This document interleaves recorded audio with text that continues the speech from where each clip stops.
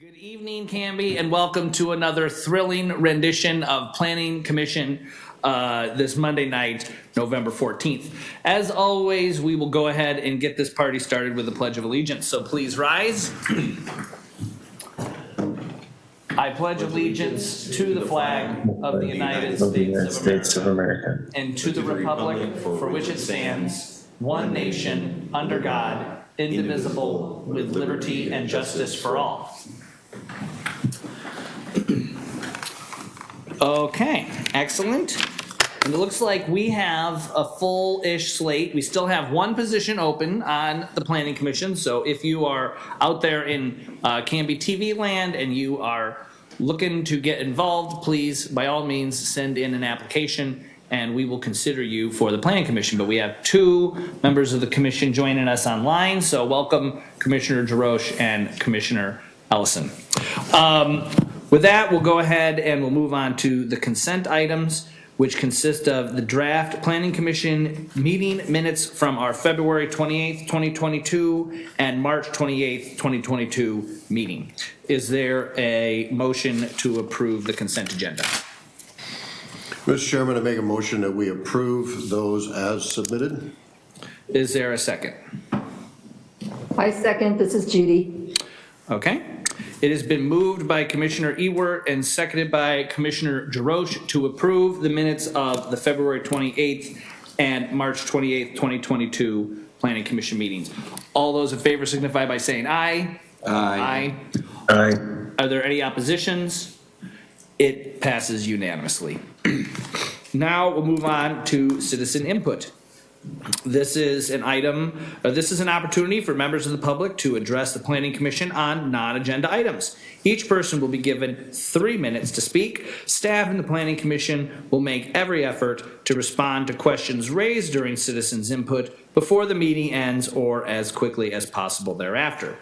You may speak on non-agenda items in person or via Zoom by contacting the planning department in advance, but obviously if you're on and you wish to speak, we are more than happy to hear from you. So with that, is there any, we actually have some folks in the audience tonight. I'm kind of super excited. I don't think they're here to talk about non-agenda items though, is that correct? Correct. That is correct. So is there anybody else out here that is not here that is liking to say something during non-agenda items? We got nobody. Okay, so we're gonna go ahead and put number 3 away and we're moving on to number 4, which is new business, always a fantastic section of our agenda, which usually has nothing in it. And as usual, it has nothing in it tonight. So we're going ahead and move on to the public hearing. Let me, oh, it printed side by side. Okay. So with that, let me get this over here. The matter presently before the hearing body, ANN-ZC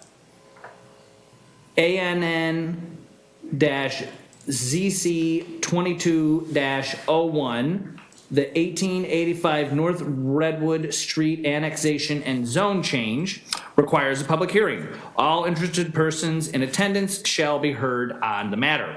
If you wish to testify on the matter and are present in the chamber, please fill out a testimony card and give it to the recording secretary.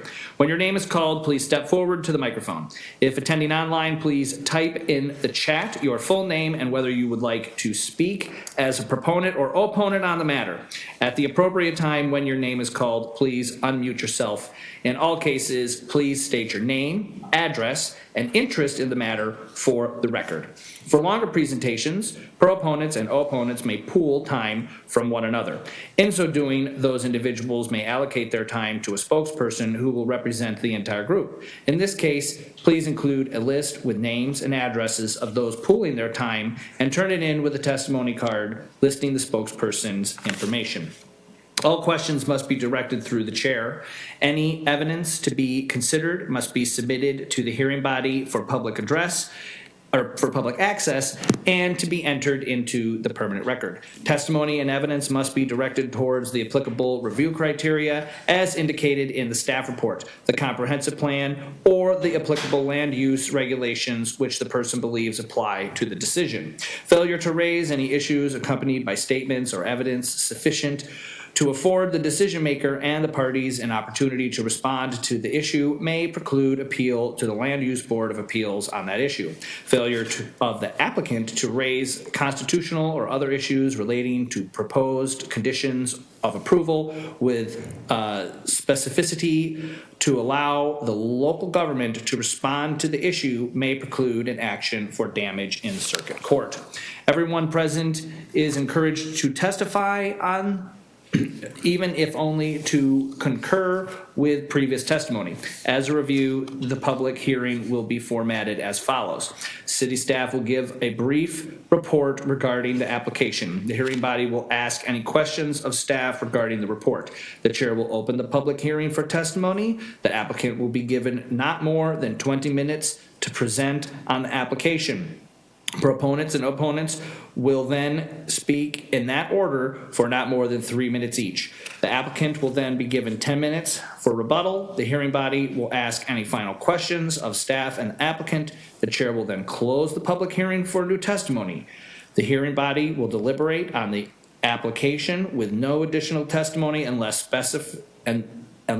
specifically allowed by the chair. This may result in the reopening of the public hearing.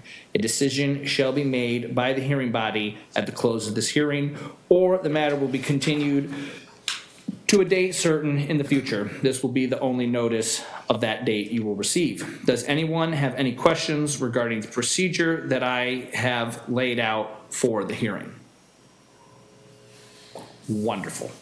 Oh, no, I've already did that. At this time, I would ask that any member of the hearing body who has a conflict of interest to please indicate the nature and extent of the conflict and whether you intend to participate in or abstain from hearing the present matter. Anybody with a conflict of interest? Also, if any member of the hearing body has any ex parte contact with anyone prior to this hearing, including a visit to the site, please declare the nature and extent of such contact at this time. Any ex parte contact? None.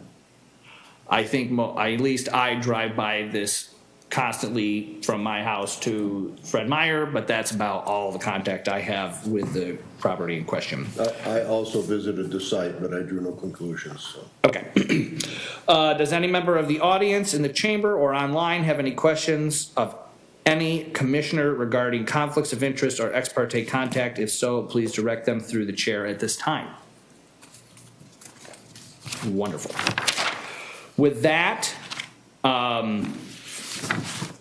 me just make sure I've got my ducks in a row here.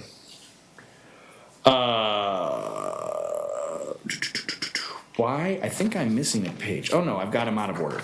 Okay, we will now receive the staff report. Take it away, Brianna. Wonderful, thank you very much. Good evening, everybody. Thank you for everyone who's come both online and in person. My name is Brianna, I'm an associate planner in the city of Canby. And as Chair Patton said, we are here to discuss the annexation and zone change of 1885 North Redwood Street. Here's the subject property. It is just over 1 acre. Right now it is in the Clackamas County zoning matrix, and it's RRFF5. It's a rural residential zone. In our comprehensive plan, we do require a development agreement upon annexation for this area. And I want to point out that it's one of 3 county parcels surrounded by annexed land. And you'll see that here as well. You can see first on the left-hand side, the comprehensive plan land use designation. Land use designations are put on every piece of property inside the urban growth boundary. So even if they aren't annexed into the city, they still have a land use designation, and that's what we can see here. It's a high density residential land use designation in our comp plan. And what that translates to upon annexation would be the R2 high density residential zoning district, which you can see it is also surrounded by on three sides. There is an R1 parcel on the corner there. And then on the east side, we have the two parcels of still county land. Let me see if I can. Yeah, you can minimize it. There we go. There we go. There's that county land on the east. So here are the applicable sections of our development and planning ordinance, the general provisions, the R2 high density residential zone section, the section declaring the amendments to the zoning map, our section on annexation, which is superseded in some areas by ORS, that's a state law. And I wanted to point out that was a requirement by Senate Bill 1573, effective March 15, 2017. So you can see we have some local updating there to do, but we definitely do adhere to the state laws where we are required to. And also our general standards and procedures and our application and review procedures. So this was a type 4. So ultimately you will be recommending approval with conditions or denial to City Council. So that's what a type 4 means. Here you can see a conceptual site plan. I do want to stress this is conceptual and we are not reviewing it at this point. I included this because the applicant team included it in their annexation and zone change application, just for general knowledge and education. It's not binding. It shows possible development with the property to the north, which is owned by the same people who are applying for this annexation tonight. And any future development will be subject to further city review, and anything on this scale will be brought again to the Planning Commission. It wouldn't be administrative. So a little bit of land use and development history in this area of town. You can see on the left-hand side from our 1984 comprehensive plan, this area was designated, the land use was designated as high-density residential back in 1984. That has been carried through to our most recent version of the 2019 comprehensive plan land use designation. The high-density residential land use designation was carried through. Furthermore, this is kind of an interesting area because you could see that top row of homes was also zoned R2. So I did a little digging, and in 1998, SUB 9802, Connors Corner subdivision was approved at the Planning Commission of the day. And you can see here that due to a previous lot line adjustment, the property at one time, this was one property before it was subdivided. The property had two zoning designations. So the northern section of the property was zoned high density residential, while the remainder was zoned low density residential.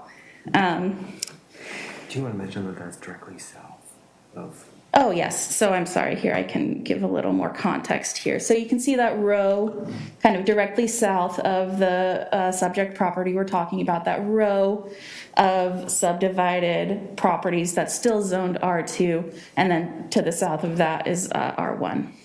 So I just have to comment. Yep. If you go back, that's hilarious. The two different images, like, you could clearly tell that someone like hand drew or something now.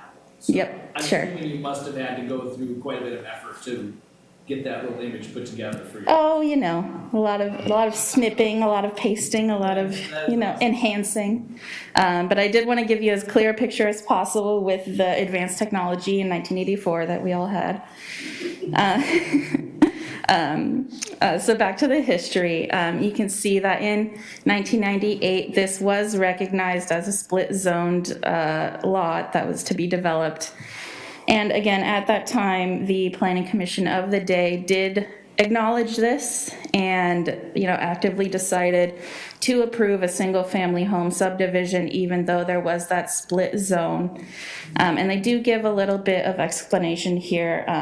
So policy 2 in our comprehensive plan states Canby shall encourage a general increase in the intensity and density of permitted development as a means of minimizing urban sprawl. And again, this is from 1998. This is not me writing this or anything. This was at the original approval. The analysis at that time said the proposed subdivision contains 21 lots with an average lot size of about 8,000 square feet, not counting the pole part of the flag lots, so little access points there. As noted, over 63,000 square feet of the property is zoned R2. This part of the property could be developed with multifamily apartments. The applicant of the subdivision drew up several alternative designs that include multifamily housing, but due to access and parking requirements, was not able to achieve more than 27 dwellings on the lot. This would not have been a significant increase in the density from the current proposal. That last sentence is a bit subjective, I'd say, but you can definitely see the through line from where Planning Commission and staff of the day in 1998 did recognize the split zone and continued through to approve the single-family home subdivision. So back to the annexation and zone change that we are considering today of that single property to the north of that subdivision there. We received agency comments from Public Works and our city engineer. I want to note that staff does expect comments from additional individual, service providers and agencies during actual development review. Right now, this is just kind of making sure overall services are available for the site, and they are. We also received a few public comments that I addressed in depth in the staff report, and I'm happy to discuss any of the points brought up in that section. And so overall, based on the application submitted and the facts, findings, and conclusions of the staff report, we do recommend that Planning Commission move to recommend approval to the City Council on application ANN/ZC 22-01, subject to the identified conditions of approval in the staff report. So I did keep it short and sweet, and I'm happy to answer any questions. Okay, are there any questions from the planning commission regarding the report? Oh. Are there any questions from the planning commission regarding the report? Commissioner or Vice Chair Hutchinson. Thank you. I just happened to look in the back of my notebook and I swear I see some aerial photographs with this same parcel called out. Have we seen this before? Are you Not aware? this parcel particularly, but this area on the other side of the logging trail. Here we go. You can kind of see on the other side of the logging trail to the west, we had very recently an apartment complex come there. So we've definitely seen this area a lot recently, but not this parcel in particular. Okay. I think that's the same parcel. Look like the same thing. Thank you very much. Sure. Anyone else here in the chamber?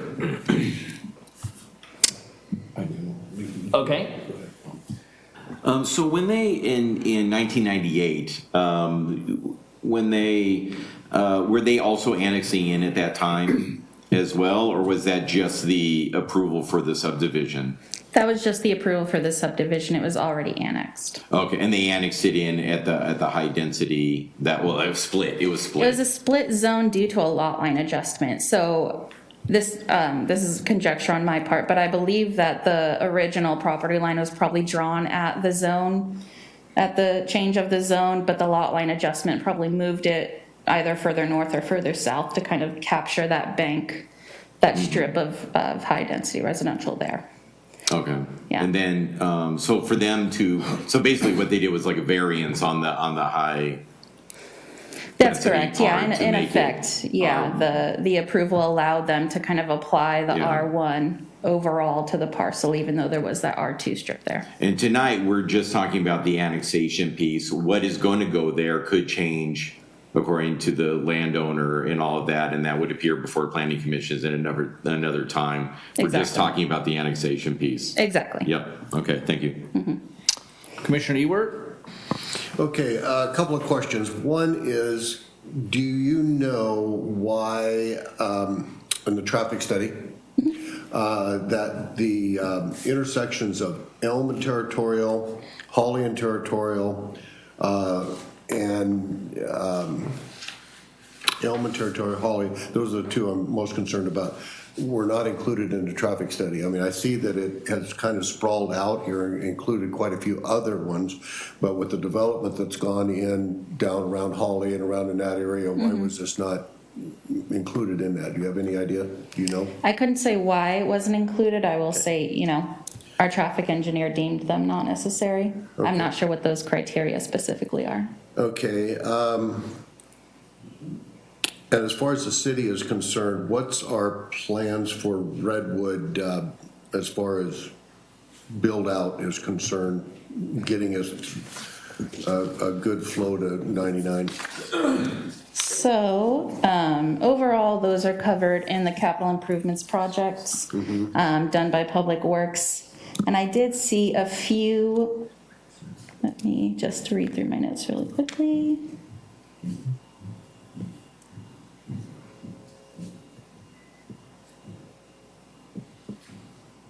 I didn't include the specific projects, but the CIP has a 5-year timeline, and I did note two, I think, kind of smaller projects on Redwood happening within the next 5 years as planned.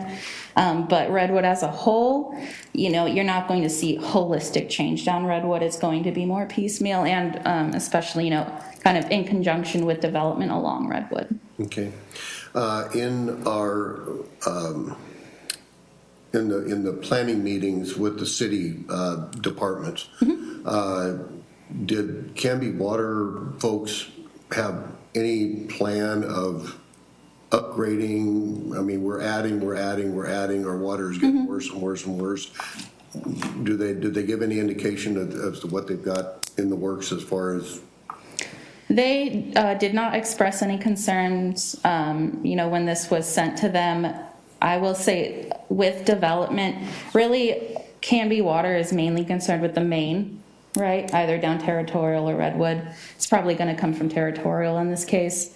But the developer will actually be responsible for, in conjunction with Canby Water, working with them closely, choosing the correct sizes of pipe for the capacity that they'll need. So that's going to be an ongoing conversation with Canby Water. I was actually speaking more toward quality of water and volume. Okay. We're running into some major problems with our water source, and I'm just curious if they've had any ongoing conversations with that changing anytime in the near future. No, not especially coming up with this project or, sort of in talks. Okay, and the only other one that I've got, with annexations, we used to send these to a vote of the people. Correct, yes. Is that still an option? I was trying to read through Yes. what we were doing here and past history and whatnot. Is that off the table? Did the state take that completely away from us, or is that still an option? It is no longer an option. That's what the Senate bill in 2017. What's that? The 2017 Senate bill, that took away our option for, Okay. yeah. Okay, that's all I've got right now. Ryan, did you have something to say? No, I was just going to add that, usually in the development review process, the utilities are mostly just commenting on whether they can serve the project or not, and it's not necessarily on their overall infrastructure plans.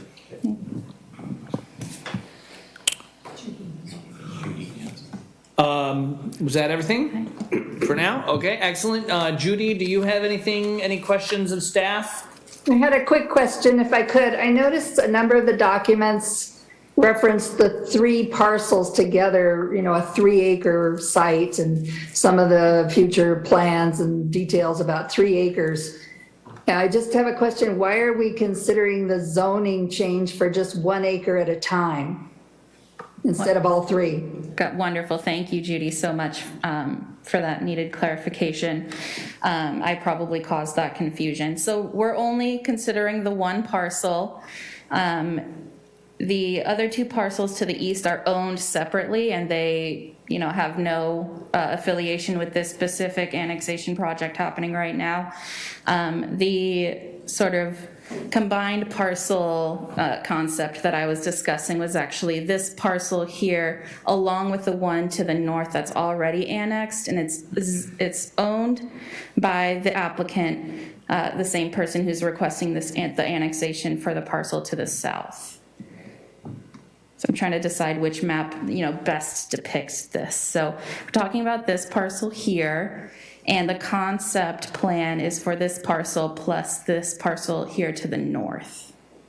So these two Okay, so in parcels, some of the documents that reference 3 acres, it wasn't those 3. Okay, all right, thank you, Brianna. That I answers my completely question. understand where you're coming from. I totally get it now, thank you. Absolutely.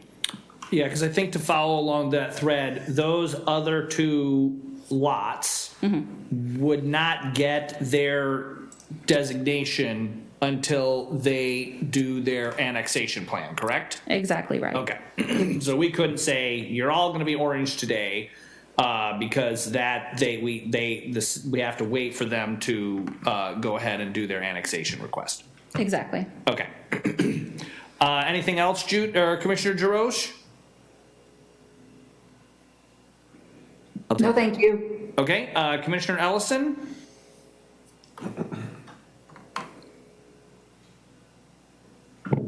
Okay, sorry. Brianna, you mentioned, I think, something about a traffic study. Did I hear that correctly? That's correct. So my question is, how is a traffic study performed in the context of a piece of property that we have no idea what they're trying to add? Or is it just more of a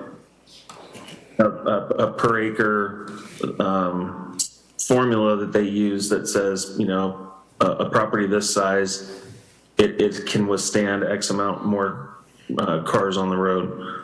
How does that work? That is correct, Commissioner Ellison. So due to the, high density residential land use designation, moving into the R2 high density residential zoning district, they're able to use calculations specific to the zoning district and the size of the parcel. So exactly what you said, they kind of estimate maximum, density. Here we had a concept plan, so they were also working off those assumptions as well, tailored to the concept plan. But exactly as you said, they use the zone and the size of the parcel to generate those trips. So that being the case, and even though we don't really know what is going to be proposed, when we do, if assuming this passes annexation, there'll be a separate process for rezoning, correct? And then from that process, the owner submits plans for whatever's intended on that lot. And then once again, it goes through planning commission and has to pass muster, so to speak.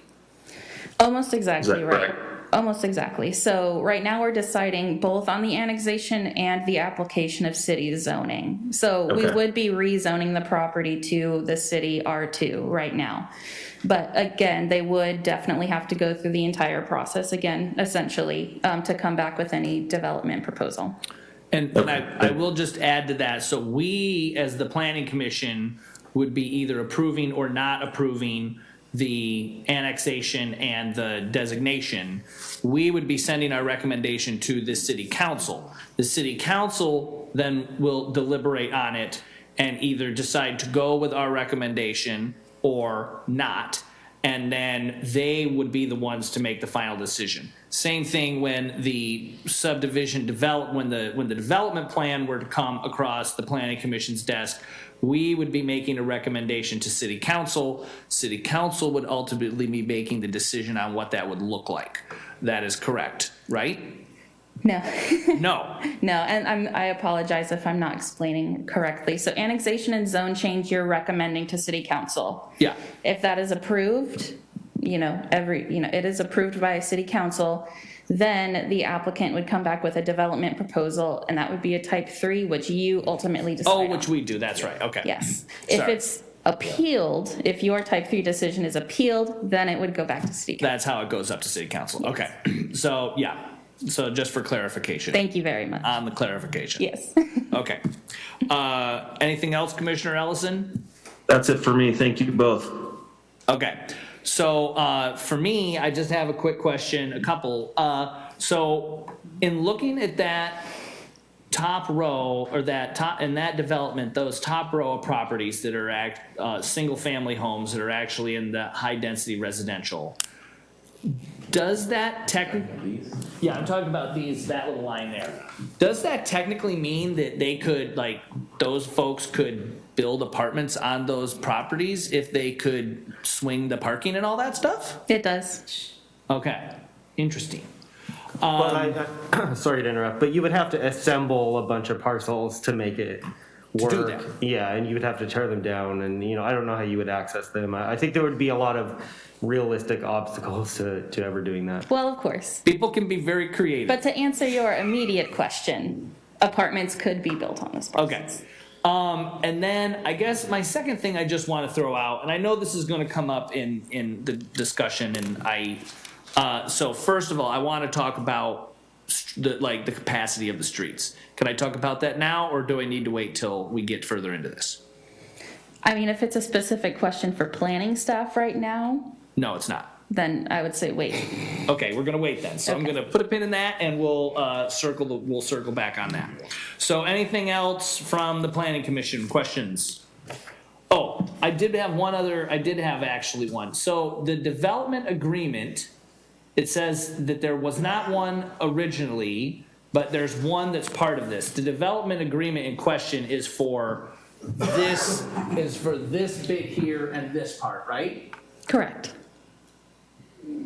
Over here, there was a much larger plan to make this more flow, allow this more flow. Why were these people not brought into a thing to say, you all need to work together to make this more sensible? That was the goal in the 84 comp plan when development agreement areas were contrived. But, private property owners, we can't really compel them to participate in our development system here. So really the development agreement applies to, the properties that we're looking at right now. What a shame. I understand. Okay. Commissioner Ellison, or not Ellison, Ewert. So just want to make a point clear.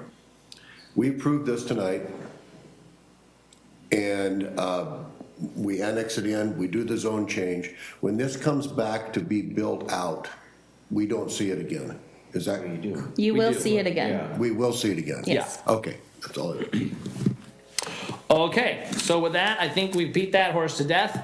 Now we're gonna go ahead and, I'm going to open up the public hearing regarding, ANN, /ZC 22-01, and we will receive a presentation from the applicant for not more than 20 minutes. Go ahead and come on up, and please state your name and address, and after that, your time will start.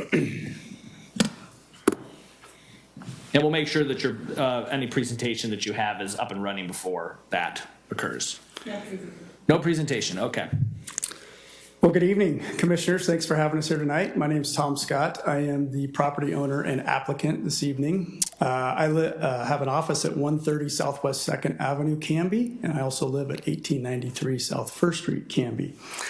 I'm going to just start out with reviewing some of the things that Brianna's already reviewed. The application, so we're proposing a little over 1.06 acres of real property into the city of Canby with a zoning of R2, high-density residential in conformance with the comprehensive plan designation.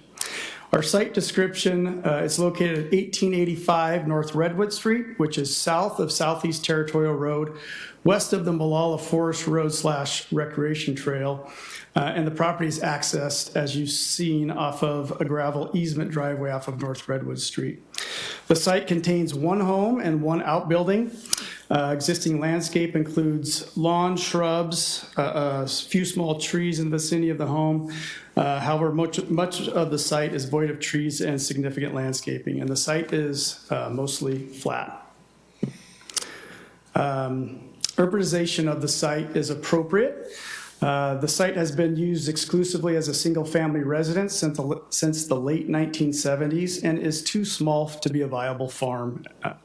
The site is bordered by newer urban developments to the south and west and by a single-family home on a 2-acre, mostly undeveloped lot to the north that is inside the city limits. And furthermore, by one single-family residence to the east. Because the property is within the city's urban growth boundary, the policy has been established by the city and county that the site will ultimately be developed for urban use.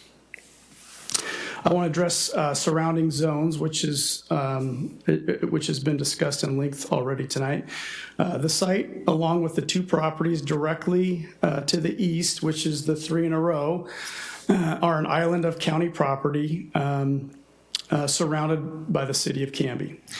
The properties to the north, south, and west currently carry the city's R2 zoning, and the property to the east, which is directly to the east, which is currently in Clackamas County, is identified on the city of Canby's comprehensive plan as R2. Our request for an R2 zone upon annexation of the site follows the city's comprehensive plan designation and matches all surrounding properties. Public utilities and facilities. We had a pre-application meeting with the city planning department and utility providers. All public facilities and services are available to the site or can become available via development. We have been advised that the city of Canby and all other utility providers have adequate capacity to serve the site. Fire protection is available through Canby Fire, police through Canby Police Department. Public schools serving the site do have adequate capacity to serve future development. As you've heard earlier, transportation impact analysis was prepared by DKS Associates, the City of Canby's traffic consultant. They determined when the site is developed as an R2 development, high-density development, the traffic from the site will not have a significant impact on the surrounding roadway system. The transportation assessment performed as part of the city's transportation system plan accounted for the proposed development of the site as an R2 development. Therefore, the rezoning of the R2 is consistent with the acknowledged transportation system plan that was put into effect years ago. I want to quickly address housing needs in the city of Canby. So the city, which I'm sure you are very aware, the city recently commissioned the FCS group to perform a housing assessment study for the city. And according to the FCS group memorandum for housing needs, only 16% of Canby's current housing stock is multifamily. The report goes on to state that the projected over the next 20 years, Canby will need almost 380 multifamily units to cover demand. Currently, multifamily rental vacancies are approximately 3% in Canby. As you know, it is very hard to get a rental here in Canby. According to the FCS Group's recent housing forecast, as well as the current vacancies being realized in the multifamily housing in Canby, a significant need exists for multifamily in the near term. Based off minimum density standards for the R2 zone and the ability to increase the density of the site when developed is limited by the requirements of the development standards, we anticipate that this site by itself would fulfill approximately 14 to 18 units, or about 3% of the projected needs over the next 20 years. So in conclusion, based off the City of Canby Code and information provided in our application, we believe that the site meets all requirements for annexation and associated zone change. We kindly request the Planning Commission recommend approval of this application to the City Council. We appreciate your time, and I'm happy to answer any questions. Okay, thank you very much.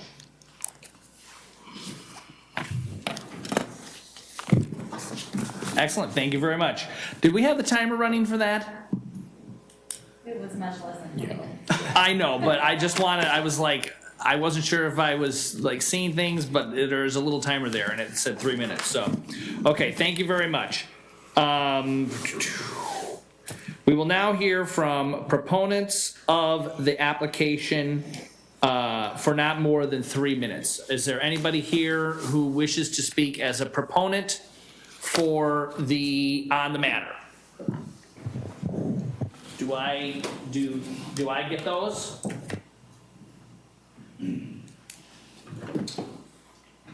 Okay, we have no proponents. Moving on, we will go ahead and receive comment from opponents regarding this application. And the first card I have on top is Lori Bergstrom. If you would please come forward, state your name again and your address, and you'll have 3 minutes to speak.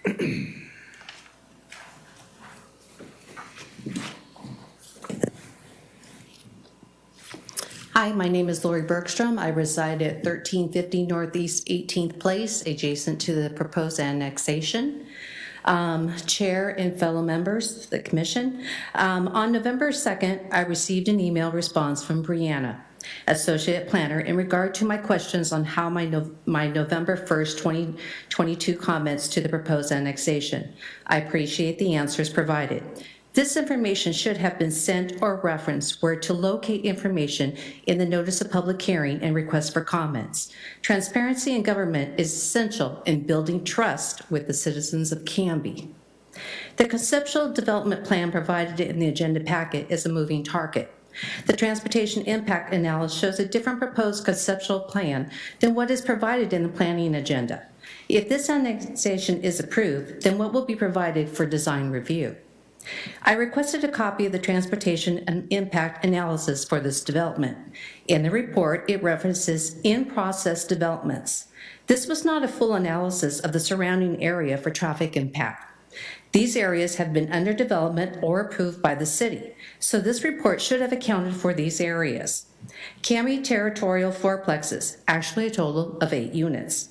Territorial development next to the Seventh-day Adventist Church, 9 homes. 7 Oaks off of Maple Street, over 20 homes. Dodd's Farm, over 100 homes still in development. Territorial Gardens, 15 homes. I asked, how can you provide an analysis without gathering all actual data? How do these developments listed above impact territorial? Their proposed trips should also be considered in this analysis. Each of these developments requires driving on territorial to get to their destination at some point, intersections or travel. As a note in the pre-application summary, page 6, number 5, setbacks, you may want to consider building additional setback area in the southern property line, although not zone R1 and requiring an additional 15-foot buffer. This could get some opposition based on the proximity to existing single-family dwellings. Bingo! This statement is a true statement. I have a concern that the proposed annexation will likely change my real market value. I purchased my home 20 years ago, knowing that I had 1 home adjacent to my property. This proposed annexation will change the neighborhood with no regards to the current homeowners. It's one thing to purchase a home knowing that your home has apartments next to it, than to one day lose the privacy of your backyard to apartments that are 3 stories. Do you think Clackamas County Assessor and Taxation is going to reduce my taxes? I'm pretty sure we know that answer. On the map of the notice of hearing in the City of Canby Annexation Development map, it shows all homes from the walking trail to Redwood, fence-lined homes as R2. These were changed to R2 38 years ago. My home was built in 2002. If 7 homes could be built in 2002, zoned R2, then for consideration, no apartments should be built next to a neighborhood of homes. I oppose the annexation of the proposed plan to build apartments versus single-family dwellings. I expect responsible development decisions to be made on behalf of homeowners in the community of Canby. Thank you for your time. And I have a copy, letter Okay. number 3. Thank you.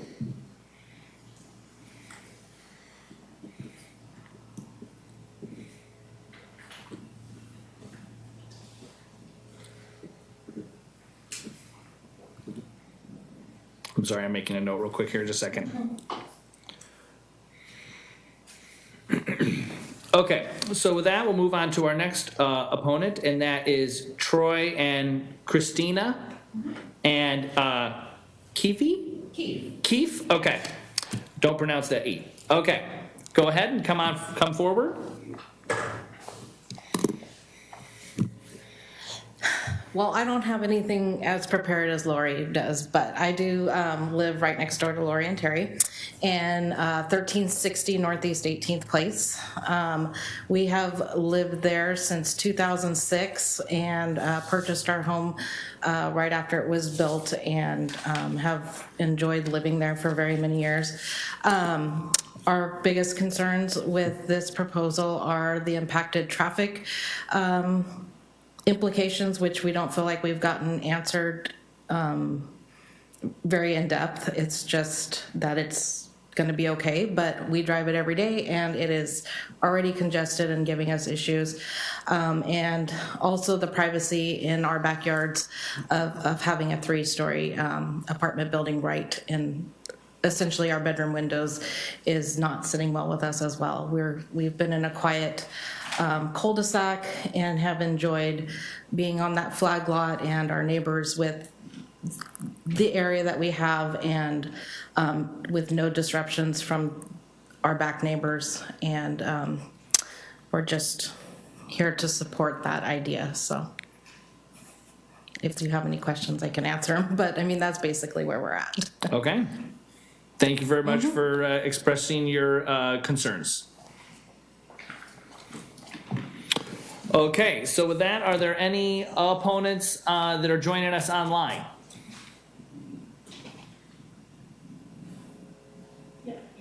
Yes. You're, why did I forget her name? Lana Bollinger, correct? Bollinger. Lana, are you wanting to speak? She's muted. Lana, you're muted. We can't hear you. I don't know what button to push. Can you hear me now? You got it. You got it. Yep, that's the one. You got it. Okay, so Lana, Okay. Go ahead. Okay, well, my main objection to this is that when you annex that land, he will build on that 3-acre property apartments. And when he does that, he will cut down that acre of trees. And I have spoken to you and I've spoken to the city council about global warming, environmental crisis, etc.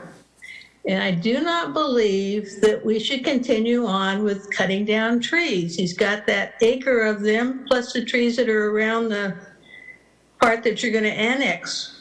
So I am not for any of this. I think you should figure out some way to stop this. And as a city, Canby talks about wanting their developers to replace trees. But Canby as a city itself cuts down trees willy-nilly, and I don't see them replacing them at all. So I think we all need to kind of shake ourselves up here and talk about the air that we breathe. We can't keep doing this. So that's my objection. I'm not in favor of this at all. Okay. Is that Okay. everything? Yeah, that's it. Okay, thank you very much for your input on that. Okay. So with that, are there any other proponents or opponents online that we may have missed? Okay, seeing none, we will go ahead and close the public comment section. Or no, wait, we're not closing anything. I'm sorry. No. We will now hear from the opponents, and the applicant will now. What happened? No, you're right. Yeah, the applicant will now have 10 minutes for rebuttal. I'm Sorry. kind of freewheeling without my thing here, and I'm getting myself in trouble. So I gotta focus. So a couple of themes I'm going to try to address here. First of all, I do have compassion about people and development in their backyard. It's never fun. But we also have to realize that progress in urbanization has been happening in this area for a long time. In fact, I've been here long enough to remember when the two people that spoke that live on 18th Place, that was a tall stand of second growth trees until about 2005 or 6. And so progress has happened along that road. It was farmland for a long time, a lot of second growth trees, and now we have a lot of happy people living in that area. So The R2 zone, I hear a lot that people don't like multifamily developments around them, but multifamily developments are important to people as a housing need. There's a lot of people that count on that type of housing to live. We can't just have single-family residences in the city of Canby. That will not satisfy our housing needs. We talk about the cost of housing in Canby, which is extreme. We all see it. This is an important part of helping control that. The concept plan and the traffic impact analysis, we simply created a concept plan based off of what we thought the site, both this site and the site we own to the north, maximum units that we could fit on there in a multifamily development. We took it to the extreme and wanted to make sure that the site could be served, that the roads would handle that, that the utilities were available.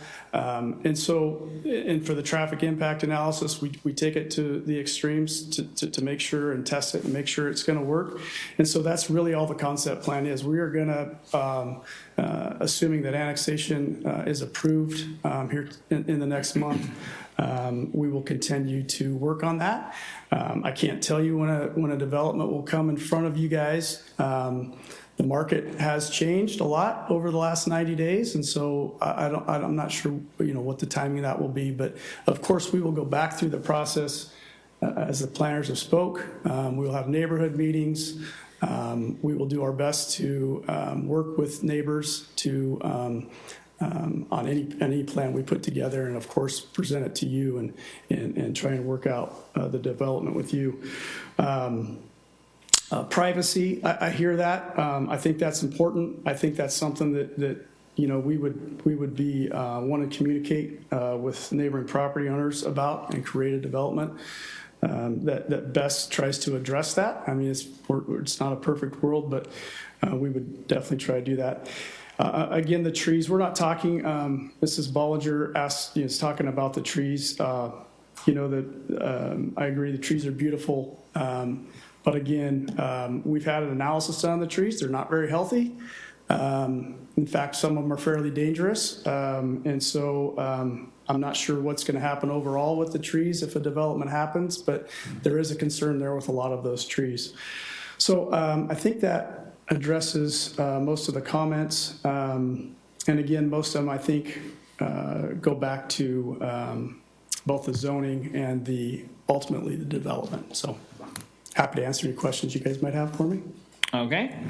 I think, so yes, so this is now when we would go ahead and take any questions from Planning Commission.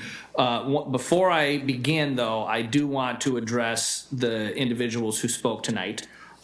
We do understand the dilemma that you folks find yourself in, and it may seem like it falls on deaf ears, but as a planning commission, we are ruled by the codes that are set forth by the city, and we have to make our decisions based on those. Regarding those that find themselves in a situation where they have purchased a home and they are now having something go in behind them that they were not expecting, this has come up in the past with folks. And what I really wished realtors would do is do their due diligence to ensure that when someone is purchasing a home that borders an area that is near not undeveloped land, that they lay out what the possibilities are for what can go in behind their house. When I purchased my house years ago, it was an empty field. I had a view of Mount Hood. I knew that was not going to be a thing long term, so I came to the city and I asked what would go on behind my house, and they actually printed out a plan of the development that is now built behind my house. And so unfortunately, because some of these things have been in the works since the 1980s, there's become a disconnect with what will happen in the future, and many folks find themselves in that situation.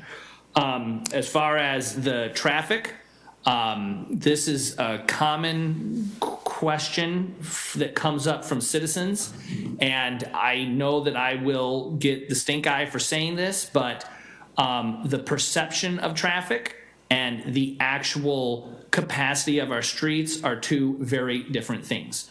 I have asked the city several times if part of these traffic studies, if we could get a red, yellow, and green map so that we can actually say, here are the streets in question, the capacity of them is this, and with the addition of this and everything else, this is red, this is green, this is yellow. So you have a visible map of what that looks like, sort of like your travel map.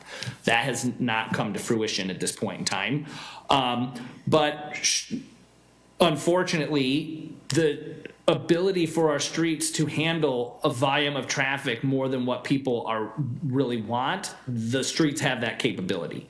And so I dare say that short of a skyscraper being built on one of these lots, the traffic study is always going to show that it can handle it.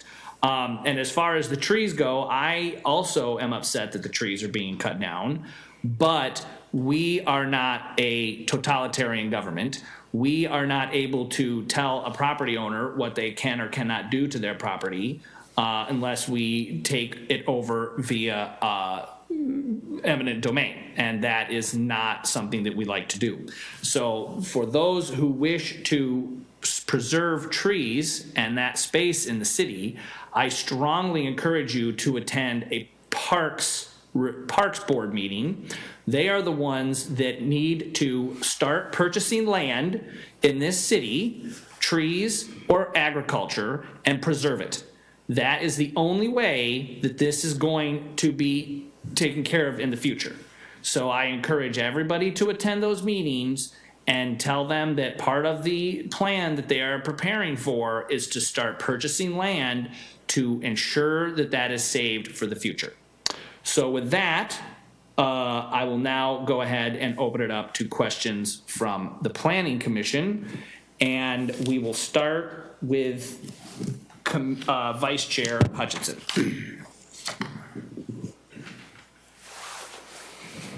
No questions at this point, thank you.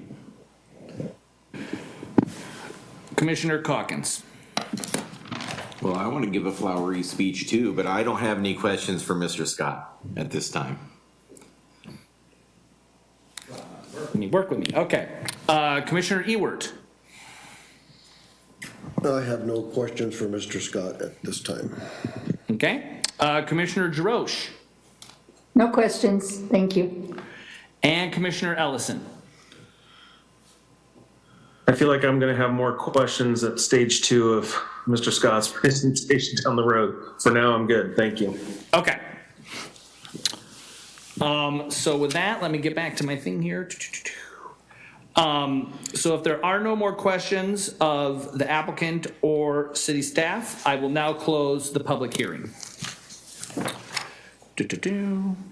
Are there any final questions of the hearing body regarding information provided during the public hearing? Commissioner Hutchinson. None, thank you. Commissioner Calkins. None. Commissioner Ewert. I'm confused. Are we in commissioner deliberation now? Yes, we are in question/deliberation. I kind of always meld these two together. It might end up getting me in a lawsuit, but it is what it is. Okay. So, yeah, so this is, are there any final questions of the hearing body regarding information provided in the public hearing? And then we will now move into deliberation regarding the application. So you want to wait till section 11? Deliberation. Till deliberation, okay. Commissioner Jarosh, any other questions? Nope, thank you. And Commissioner Ellison? No, sir. Okay, so with that, we will now move into deliberation regarding the application. I swear this process. Commissioner Vice Chair Hutchinson, do you have any deliberation? Not particularly, other than to say, a lot of what we're doing now is essentially filling in maps that were made a decade or more ago, and we are in a process now of looking to expand urban growth boundary, making decisions as to what the future of growth looks like for our municipality, and also looking comprehensively at our transportation. And this is where these maps get developed, and 10 years from now, it's too late. So everyone who has opinions on these things, I strongly urge you to get involved and contact your planning staff and see what you can do to help, and pay attention to the calendar. There are plenty of meetings. Other than that, nothing. Thank you. Okay, Commissioner Calkins. Yeah, I took down some notes here, and I too appreciate the neighbors' concerns. 100%. Even though philosophically, I'm opposed to sort of these islands of unincorporated county that are in the city limits. The idea that, you're basically using all the infrastructure that we have, but not paying any city taxes or anything, or the street maintenance fee or anything like that. I'm generally opposed to. I would like to see all of these little weird pockets in the city limits annexed in, just in general. However, for this one, I expect a robust discussion at the time of the actual development, which is not what we're looking at tonight. And so I understand that piece. The trees, I want to see more trees, and we've talked about trees on here. We've been working on a tree ordinance, and I'm hoping that continues, and those discussions to continue, and that it's a priority for the new makeup of the council next year and beyond, that we get a tree ordinance that will get some rules and guidance about what is cut down, what needs to be replaced. I really want to see that happen, but we're not there yet, and we don't have one. I won't hit the traffic thing over the head, but Chair Patton kind of said, the state mandates what they consider to be the amount of traffic a street can handle. And, we have to go by what the report comes back with. And, I think the state's rules around the amount of traffic that a street can handle is probably more than most people are comfortable with. But we're staying restrained by that. And also, we don't, and again, that's probably going to come down to the what comes in the development sometime in the future. I think that I would say a lot of it for me comes down to the state law that was changed in 2017. That really, in my reading of it, and I don't know if anyone else's reading of it is different. I'm not a lawyer, but my reading of it is, when that passed, when our former Republican state senator Alan Olson pushed that through with the developers to kind of take that away from the citizens and the planning commissions and city council on annexations, basically there's not much else to say except for we kind of have to annex it in. The zoning piece is different. That's still under our purview, but ultimately that's also city council's ultimate decision as well.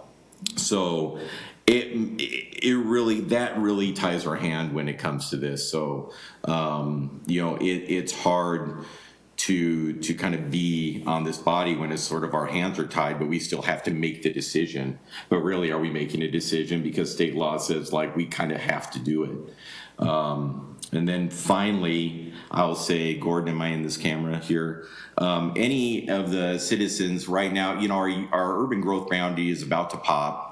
If you currently live in a spot where there's open space behind you or around you that hasn't been developed yet, see if you and your neighbors can buy it, and then you can just leave it open, because our hands are going to be pretty tied when it comes to this. The state is forcing Canby to have a certain number of houses. We just had our meeting on our housing analysis needs, and so the growth is coming. The growth is going to happen. And legally, we have to grow by state law. So anyway, that's where I'm at this point. Okay. Commissioner Ewert. Wow.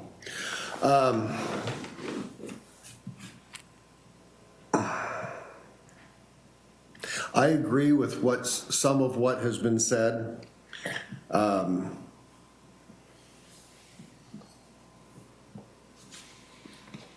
I agree with the fact that we lost our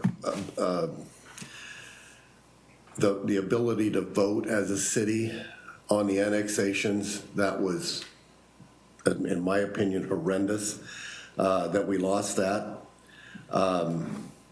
We fought against that, but we lost it. But whether or not we are forced to approve this, I think that we have to look at our infrastructure. We don't have to do anything. We can follow the maps that we have, but we don't have to if the infrastructure doesn't support it. And so when I look at the traffic study, I get it that we have how do you want to say, throwing a dart at the wall as far as what the traffic study needs to be. But with all of the development that has gone on Territorial, I just don't see this traffic study as being reflective of what's actually happening. Now, I agree with, I don't necessarily agree. I hear what you are saying as far as perception versus reality. But perception directly affects livability. And the reality is that our streets are really, really clogged. And I had the pleasure of sitting in on a traffic meeting I think it was last Wednesday. And it was very eye-opening, and Territorial is of great concern to our traffic people. And for those of you who don't know, traffic committee meets Wednesday mornings, 8 o'clock, first Wednesday of the month on 8 o'clock. And I would encourage you, if you have the time, citizens out there, to go and listen to what these folks are talking about. It's very enlightening. One of the things that was very enlightening for me is that Knightsbridge is going to close for 6 months. Now, you talk about and this doesn't really affect what we're doing here but it's going to affect our town. And I don't think there's a lot of people out there that really know that that's going to happen. So if you're listening out there, get a hold of your traffic committee people. They will inform you. City Council has been talking around the edges of this, but it's going to happen. But anyway, that all being said, I think that there isn't anything that I see that would inhibit us from approving this, except I do not believe that our traffic infrastructure, until we get some solutions, I believe it's at capacity. I really, really do. Lived here for 37 years, and I am searching for ways to get around town where there's as little traffic as possible, and it's becoming an issue. It really is. So that being said, I think that this traffic study should have been much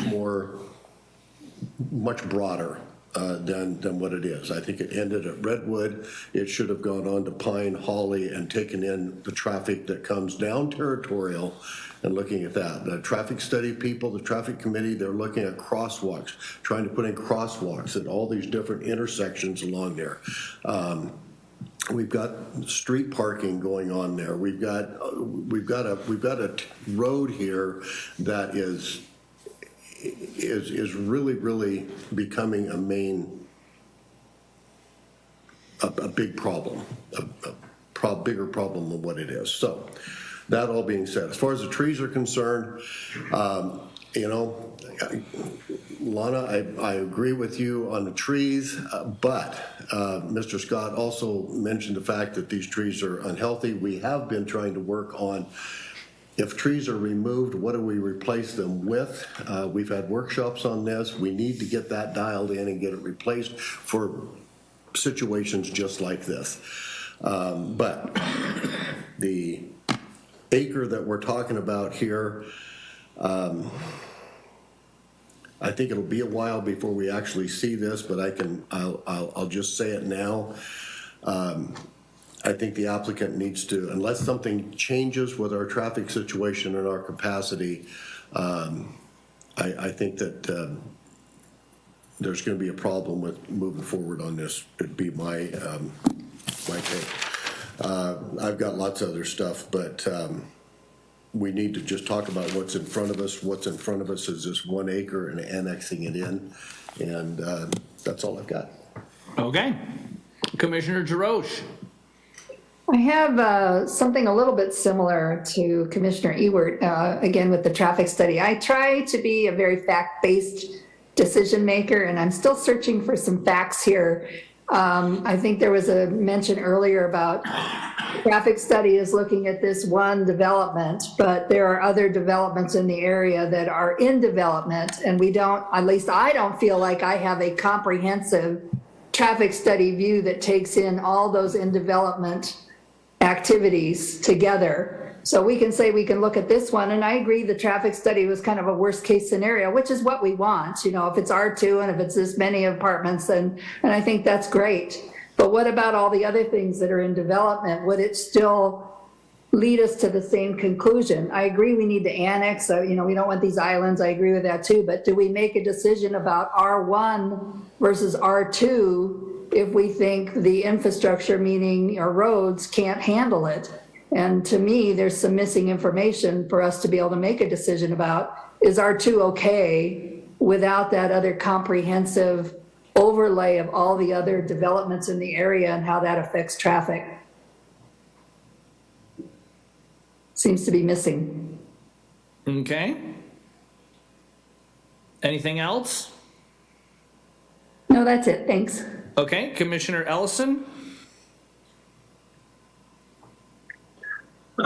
Again, as it pertains to the immediate issue of annexation, I really don't have any other comment. I can tell you that looking forward, whenever the next phase of this rolls around, I definitely am going to be looking at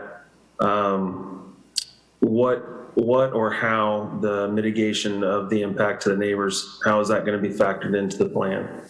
I definitely feel for the neighbors with the potential of what they are looking at. So I definitely want to be looking at that, and I too would like to have a better understanding. And I don't know what's possible. I can just tell you what it seems like. You know, the folks that do the traffic study, how does the planning commission get, or can we get access to these individuals? And can we ask them in this type of setting what goes into their formulas that show that this is a viable option versus not? Because I hear it get thrown around a lot. Oh, dear. Oh, Commissioner Ellison. No, we did not do that. No. Commissioner Ellison, you've frozen. Uh-oh, bandwidth. Community, and so it'd be really nice to Commissioner be Ellison, able to get access to those folks. just a second. So you froze up a little bit ago, so we Sorry. didn't quite catch everything.Id you want to, I can't remember where he dropped off. His mouth Sorry, was like, at the possibility of a more of a face-to-face with the folks that make these decisions about the traffic survey, and be able to have a panel workshop with them would be really, I think, beneficial not only for Planning Commission but for the citizens to know that all factors are being considered when they say this is not going to be an impact to the city street. yes, and I think we did have the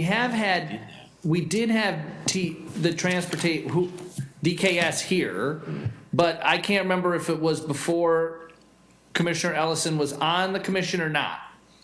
Yeah, I'm not sure, and this is a little point of frustration with staff, because we've brought them in multiple times to explain our adopted traffic thresholds and to explain that the traffic studies are using a custom model the DKS has built that has all those projects built into it. But I feel like the very next meeting, everyone says they don't know where that stuff's coming from. So I guess staff's, I personally am a little frustrated by that, because I feel like we have adopted thresholds for every collector, arterial, other street type in our traffic studies. And our traffic studies say in them that they're building all the other developments going on in town around them. So we absolutely can bring DCAS, and that's a great idea. We could do it again, but So I understand your frustration, and what I might say is I have in my parking lot, I have put in a conversation about the transportation stuff. And I recommend that maybe we could hash this out towards the comment section, not within this. Sure. But so you have a chance to express your thoughts on this, and we can kind of narrow that down without it being in this portion of it, if that's okay. Okay, fantastic. Commissioner Calkins. I feel your frustration, and I'm a little frustrated too, because we keep going around and around the traffic. When I first came on Planning Commission, I was very upset about the traffic, and we know from DKS, Haynes is over capacity, South Ivy and 99 are about to be over capacity, Pine is going to be over capacity. There's no route or rerouting or fixing of that, and and with Don, I was asking him a lot of questions about that. But I live on the south side of town. I rarely go down this road, so I rely on DKS's math and data to inform my decision. So it's either I believe what DKS is saying and base my, decision on, their traffic study, which follows their guidelines and the state's guidelines, or I don't, because I don't feel like it. Like I feel like as a body, we need to come to a decision. Like I want to, I don't like how much traffic is in the town, but if that's what's the allowable amount by the state, then, that's where I have to go with it, right? So I'm a little frustrated too, because I do feel like DKS came in when I was first on and kind of explained it. And so I was like, okay, well, I'll go with DKS because they explained their math modeling and everything. Okay. So with that, now it's to me. I want to double check. I missed a note here. There was a public comment regarding North Redwood Street. Am I allowed to talk about this section, or is that not part of it? You can talk about it, but the record is closed, so I don't think we can answer any new questions about it. It wasn't a new question. It was part of their public comment regarding the abandonment of North Redwood Street, and I was going to address that. I mean, I think it's your call. The public record is technically closed at this point. You're deliberating amongst yourselves right now. Okay, so if But that's I the can case, offer Charles clarification. Askew, is that his name? Yeah, yes. If you want to get an in-depth what's going on North Redwood Street, I would love to have coffee with you. So you reach out to me and I will tell you just how unabandoned North Redwood Street is. So I'll leave it at that. Regarding this so as far as this application goes, I can appreciate folks' frustration about these sort of things. And I will also echo that there is a lot of stuff that is going to be happening in this city in the next 2 years. The folks that have just been elected to city council are going to have a hand in determining the fate of this city for the next 30 years. And I encourage all the folks in Canby to pay attention to what is going on, because we have our housing needs analysis, we have the economic development plan. One thing that plays huge into this traffic thing is the TSP, the Transportation System Plan.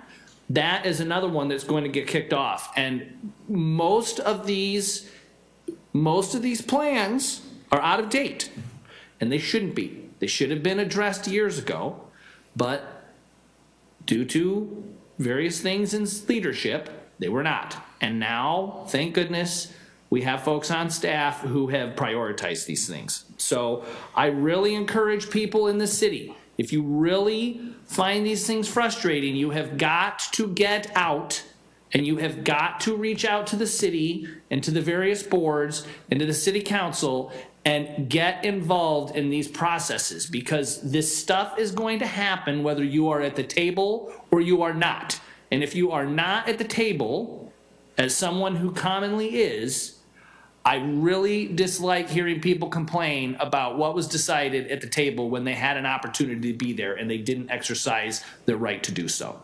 Okay? You are a citizen of this community. You vote. You have a right to be included in these things, and so therefore express it and do it.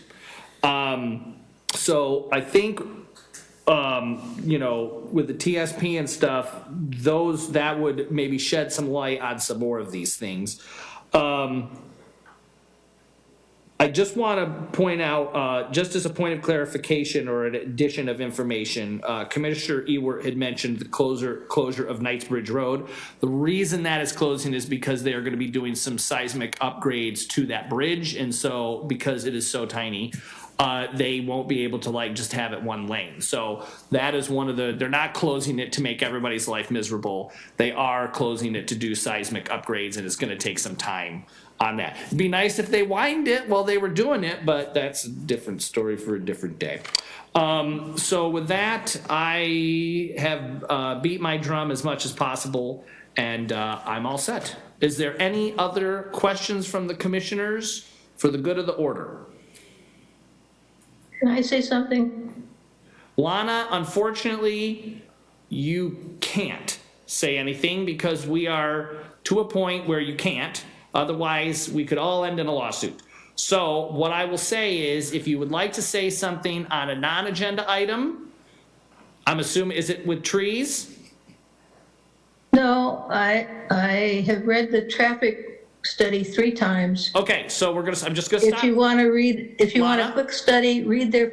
Lana, we had to mute you just for safety's sake, but stick around because we're gonna talk about traffic here in just a minute, okay? You are a clever lady. I like your enthusiasm. Okay, so with that, if there's no other discussion, we will go ahead. I will entertain a motion.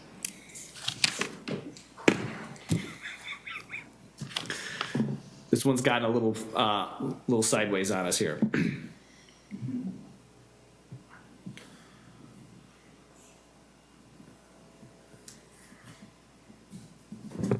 I move that we vote to accept ANNZC 2201.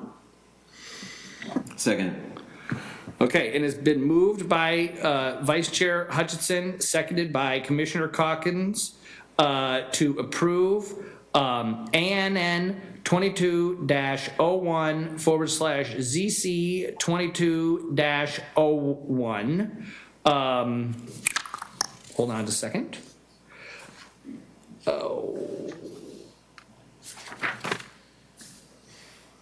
1885 North Redwood Street annexation and zone change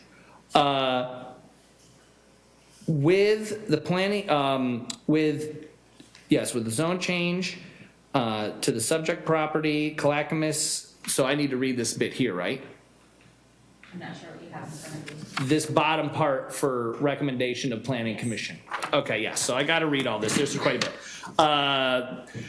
The zoning of the subject property from Clackamas County RRFF5 to the city of Canby R2 zone as indicated by the Canby Comprehensive Plan map and the development agreement, as well as the annexation NN 22-01 and zone change ZC 22-01 must be free of appeal. Oh wait, I don't read all that, do I? No.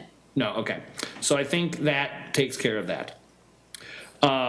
Is there any discussion on the motion? Oh my God. Seeing none. Oh, yes, Judy or I just Commissioner? have a procedural question, are they combined, so we have to agree with both the annex and the zoning? Yes, that is correct. Why is that? Because that's how it's written on this form. Okay, And because if we annexed it, it becomes part of the city, and anything that's part of the city has to have a zone There you go. attached to it. but, okay, And then after this, it goes to city council and they approve the zone and the annexation. This is just our sending it to them. That's correct. Okay. Does that answer your question, Commissioner Jarosh? not really, but, I mean, it's still a question of which zone should it be? And to me, to say, well, it has to be combined, I just don't understand that, but we can vote. Well, no, the reason it's combined is because this lot is within the R2 zone. And so therefore, to follow sort of the thread of thought with all of the other lots in this area, it would get the R2 zone, unless someone was to request that it not be R2. Okay, Does that make sense? Does that clarify it? You can't annex something in without a zone attached to it, I, right? can't we say we annex it, but it needs to be zone 1? Well, you would, so Brianna, go ahead. That is just not what the applicant has applied. That's what I thought. Yes. Okay, Yes. that's all I wondered, thank you. Okay. Yes. Okay, so with that, all those in favor of the motion signify by saying aye. I Aye. Right. Any opposition? I vote no, just because I feel like I don't have enough traffic information to say R1 versus R2. Okay. Commissioner, I'm going to vote no based on the same thing on the traffic information and on the fact that I don't necessarily believe that it has to be high density. okay. So with that, we have 3 yeas and 2 nays. Or 4 yeas, sorry, and 2 nays, so the motion carries, and it is approved. Okay, so with that, thank you all very much for your time. If you wish to stick around for the traffic section that is going to clearly become a conversation, I encourage you to do so. Now I need to separate all of this paperwork. Make sure those get to her. And with that, we will now move on to section 6, which is items of interest and report from planning staff. So just so you know, when we get into number 7, that's when we'll have the conversation about the traffic, if that makes sense. I think we're allowed, we're allowed to do that, right? Okay. Thank you very much. Go ahead. Okay, thank you, Chair Patton. We just have a quick update. So this Wednesday, and this is something you guys all talked about here tonight, which is the comp plan update and transportation system plan update. A final scope is going to City Council on Wednesday for their review and approval, which means the consultant work for the comp plan and the TSP can kick off in January. And like you all said, that's this big multi-year effort to look at all these issues that we're talking about, land use, traffic, how those interrelate. And so I just want to echo what commissioners have said, which is everyone that's here tonight, we definitely want you to get involved. We're going to do as much robust outreach and involvement as possible, because everything that's in that process is going to have an impact for decades. So that part of it is just the scope going to council for their approval. But we have already selected our consultant team, and like I said, the work will kick off in the new year.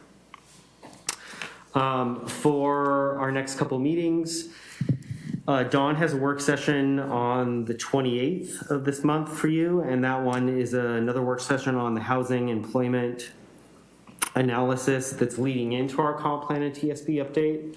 So those are things that you've already heard about, but this is updating you on what's gone on in the last couple months. And then the one after that is December 12th, and I will be bringing you work session number 3 for fences, and that will get a little more detail, or a lot more detailed than the first two, where I'm bringing you some binary things to look at. Should we do this or that with our fence code? So those are our meetings coming up. Okay. So just as a thing to tack on to the TSP comp plan, I encourage you to look up the urban rural reserve map, okay?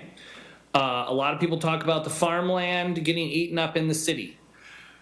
Years ago, there was an effort put forward by the state to lock down a certain amount of desirable ag land around the Portland metro and surrounding cities and tie that land up for 50 years. If you simply Google search Oregon urban rural reserve map, it will take you right to it, and you can, all the area in the map that's green is what is in the rural reserve. The city is not able to do any annexations or urban growth boundary expansions into that area. Anything that is white around the city's red current urban boundary is fair game for urban for being brought into the new urban growth boundary, okay? So when you come to those meetings, I strongly encourage you to study that map and see where you fall in that to determine whether the area that you are near is actually locked up in that reserve or not, okay? And I've talked about this several times on some of the Facebook groups as they've talked about this. So it plays into sort of where the city can and cannot go in the future. So with that, was there anything else from city staff? Yeah, and I'll just add on to that, actually Mr. Scott brought this up tonight, is that and you just brought this up, that we're running out of land. And our initial housing analysis shows that we need many hundreds of acres for additional housing development. And so part of the comp plan process will be, how do we grow? Is that growth all at the edge? Is it incorporated into, where the city is now? Is it a blend? How do we serve those land uses in the future with transportation access and utilities and services and everything else? So it's a major undertaking and very important. Yes, and something I will also throw out there is that when you look at these maps, something to keep in mind is that what throws off Canby's, from what I understand, what throws off some of our calculations is that the golf course is actually classified as what? Sorry, go ahead. The golf course is actually classified as buildable land, even though it can't be built on because it's a golf course. So those are some of the things that we take into have to be taken into consideration when we look at all of these numbers. The same as the fairgrounds is also zoned R1, but we're working with our consultant team and the state to iron down the assumptions that go into our buildable land analysis so that it takes into account some of those items. Okay. So with that, could I technically talk about Redwood Street during this section? This is a general thing? Okay, so regarding North Redwood Street, this is a common thing. That was actually a county road up until about a year or so ago. The city had been working for many years to try and get that from the county, but they refused to give any money to the city to take it over. That I am excited to say changed last year or the year before, and the county did provide money to the city to take over streets like North Redwood Street, North Pine, parts of Maple, other county streets within the city. Unfortunately, it is going to take some time to get to fixing all of those. For instance, with North Redwood Street, you'll notice that from the railroad tracks up to about 13th has been beautifully paved, it's because most of those properties have been annexed, and so those half-street improvements have been done. As more of that happens on North Redwood Street, I can assure you that it is part of the Public Works' plan to continue to move along North Redwood Street to fix that. Unfortunately, it takes hundreds of thousands of dollars to do that, and so all of that has to be puzzled in with all the other parts of the streets needing to be fixed. So I assure folks that these streets have not been abandoned by the city. They are on the city's radar, and as sort of the streets guru, they are on my radar as well. And so I will constantly go to city council meetings and talk to Jerry about making sure that these things are taken care of. So that's that.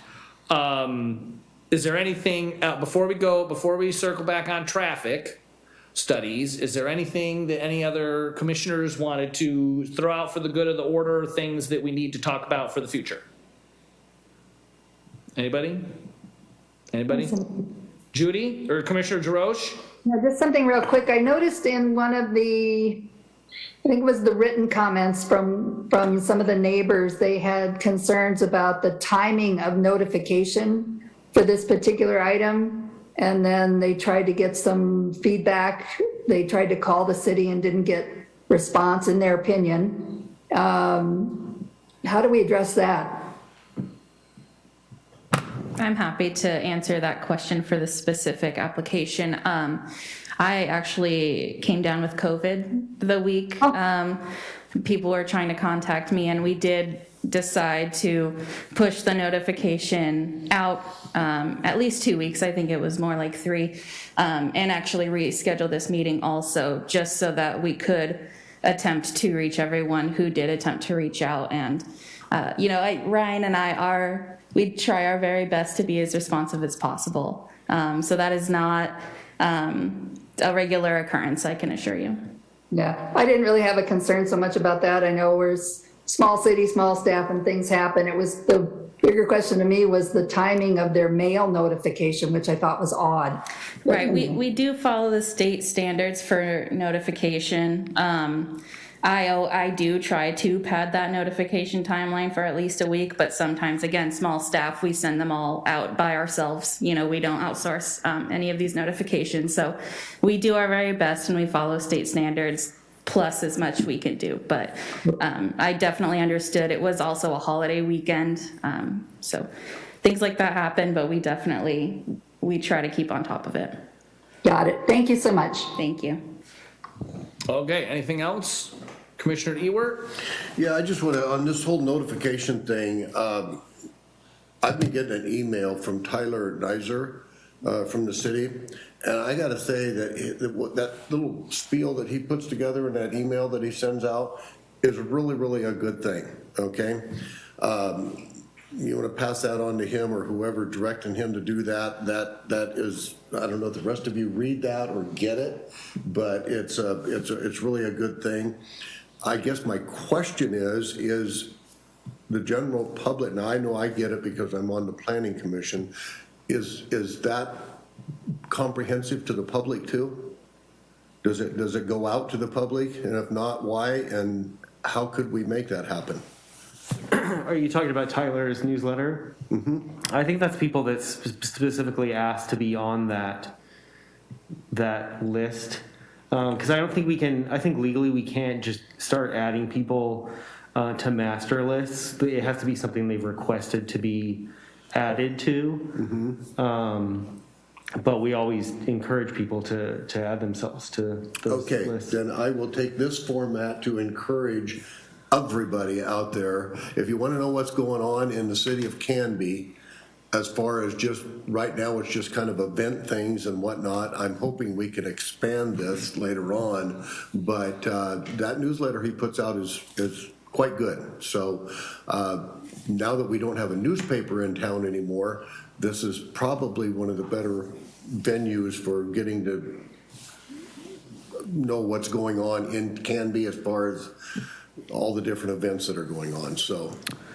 Commissioner Ewert, that's actually good timing for that. I think one of the big initiatives coming up next year is the city is relooking at our communication strategy And that includes digital, in-person notifications, how we get information out to people. So that's something that's definitely high on the city administrator's list.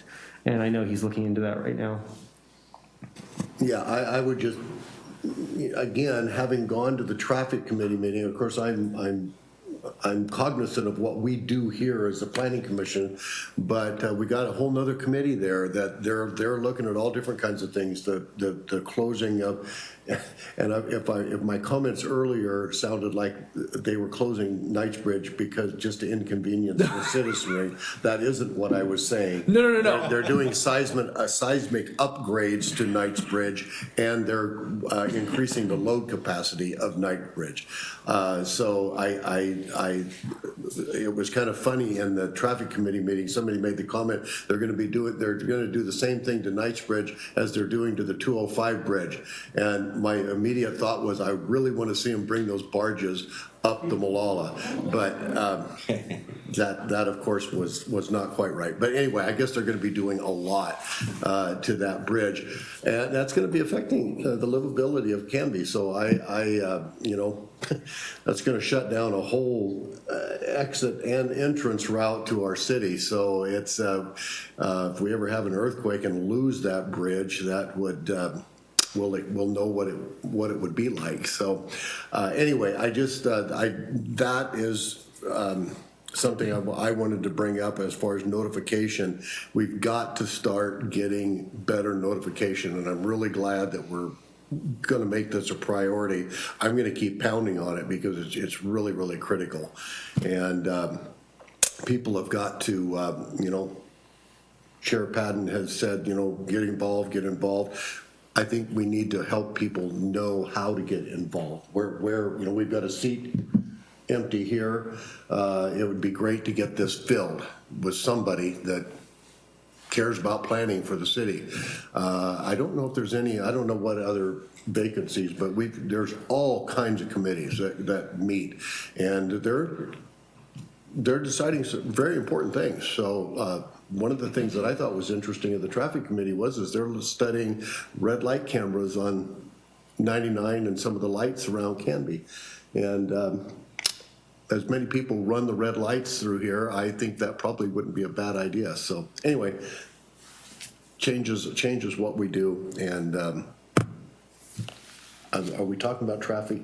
Not yet, no. Okay. I will say, though, they might put little barges. They could be just little barges instead of gigantic ones. They might be to scale. There you go. Did you have something along these lines? Yeah, just one last little thing to add to that. One of the things that's been on my wish list since I've been here, which other cities do and we haven't done yet, and I think it'll take some time to get it built up, is I want us to have a tool on our website that actually shows where all the development applications are. So if you were a member of the public and you saw something that was on a council agenda or saw something being built, you could, you could still call us obviously, but you could go to the central kind of clearinghouse map that has a bunch of pins on it, and you could click, this annexation that we just talked about tonight, and it'll give you the details. So that's something that I want to do, and that's in the works. Okay. Anything else before we get into traffic? I can't remember if there was one other thing. It's escaped me. Okay, so now we're gonna go ahead and we're gonna have a conversation about traffic. Strap in, because this is probably gonna be an interesting one. We might not get out till midnight. No, I promise we won't do that. So with that, I guess, so I understand your frustration, Ryan. It is also sort of my frustration as well, is that, we think we have covered all of this stuff, and it turns out that we haven't. And quite frankly, thank you all very much for coming in tonight. If the door's always open, you're always welcome to come. I guarantee you'll see me again. Awesome. Right here. That's what we like. And I guarantee it. And I will say, regarding Commissioner Ewert's discussion, I have personally posted on every single Canby related Facebook group about this open position, and I have gotten 5 people to say they will put in an application for this, and I have yet to see an application. So I am personally doing a tremendous amount of outreach for this, and we just cannot get someone who will do it. So there you go. Well, I wouldn't want to stay here anymore. What? I don't want to stay here anymore in Canby. In the city? Well, that is your prerogative. I apologize. 60 years. Okay. Well, have a good night. You too.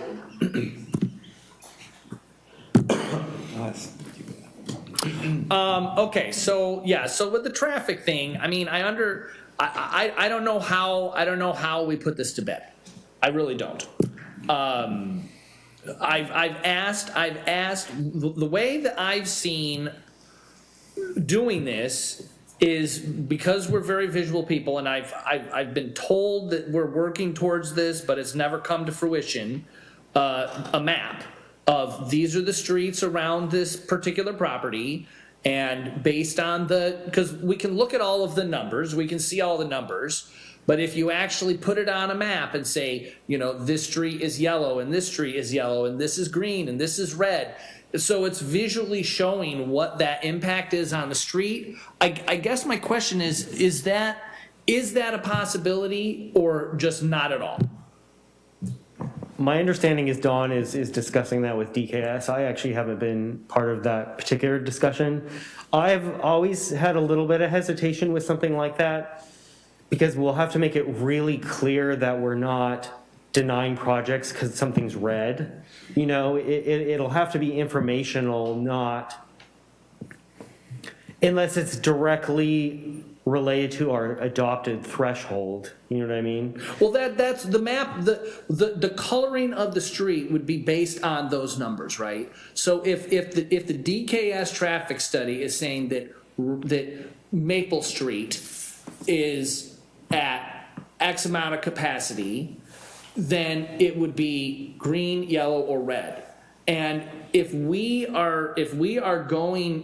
according to what we have to say is we will approve this annexation based on the capacity of the streets, if that annexation is there and 2 of those streets that go into it are red, then that would say that according to DAKS's calculations, those streets are at capacity, correct? Because in those numbers that we're getting from DKS, it's showing what the capacity of these streets are and where they are at a particular threshold, right? But if that was the case, none of it would show red because none of those streets are. I don't even know if that. I'm not opposed to your idea, but I'm not sure if that would help us. Because even if things were yellow because they were approaching overcapacity, I mean, the only thing red right now would be the Haynes Road intersection. Yes, I understand. Right. That. So like if things were yellow, like let's South Ivy intersection maybe would be yellow. So it's getting close to being over capacity. But it's that the color coding would be subjective. Well, I live over there and I think it's red. You know what I mean? Like which is what we're dealing with right now. Yes. Because and I think part of my frustration is I feel like we're relitigating the traffic study every time something comes to us. And I'm a business insights analyst. Well, now manager. I don't do as much inciting as I did, or analyzing. But when they came to us and they say, we take all of the potential things in and we have it all built into our data, and this is how we calculate it. I didn't go to school to be a traffic expert in urban development, so I go, well, it makes sense to me, and I'm looking at it, and we get so I rely on their data to make the decision, and I just don't, for whatever reason, maybe they're not telling me what I want to hear because I feel it's worse, but I just want to be on the same page. Or do we need to, have they lost our trust and we need to tell city council to look elsewhere? Or what do we need to do so we're not wasting? I feel like it's a huge sink of our time and the city's time to relitigate the thing that comes to us before. I look at the city and I look at the study and it says it passes or it doesn't pass and they're paying a fee in lieu. I mean, those are the 2 things that we see. And it's okay, and either one of those, I tried to be against the fee in lieu and I got kind of shut down on that. So it's okay, well, if it's not over capacity, what else really is there to talk about, in my opinion? Okay. Commissioner Ewert, I know you have a lot on this. Take us away. And don't worry, Judy or Commissioner Jarosh and Commissioner Ellison, I've not forgotten about you over there. We will get to you in a little bit.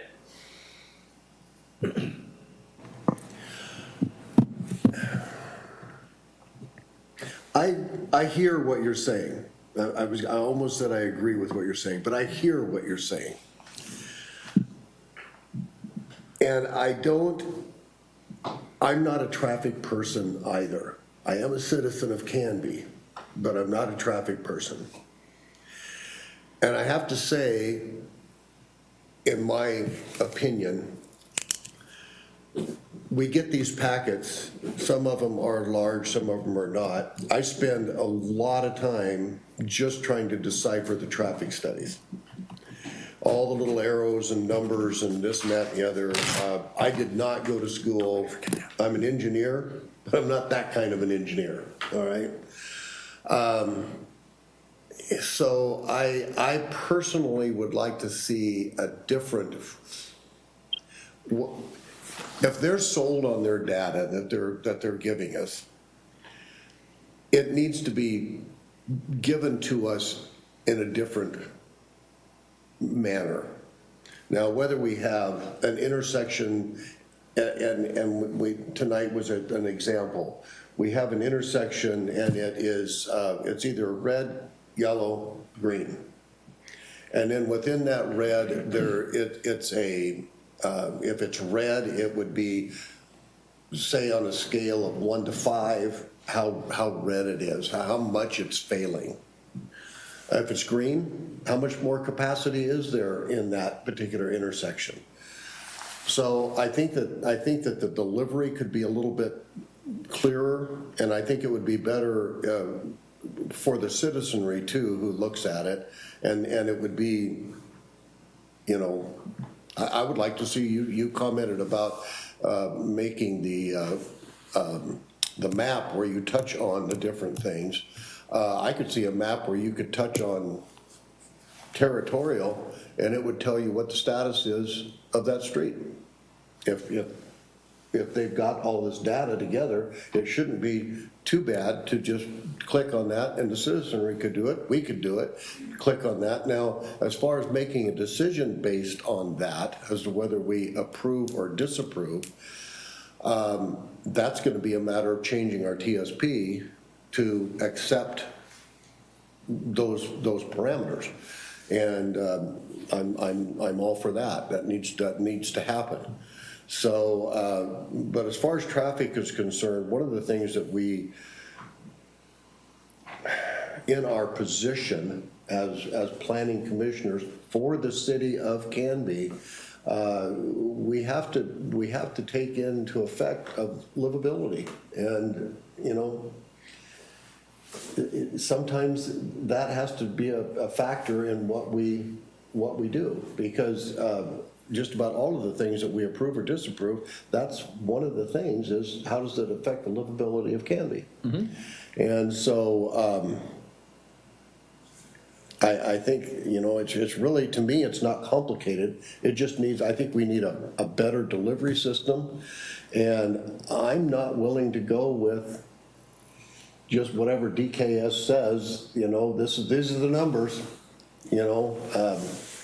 I mean, Fauci said the same thing about COVID-19, so, Well, we're not gonna go there. Well, I'm just saying is that we don't, as citizens of Canby, we don't necessarily, we have to, that's what we're here to do, is to weigh the information that we get.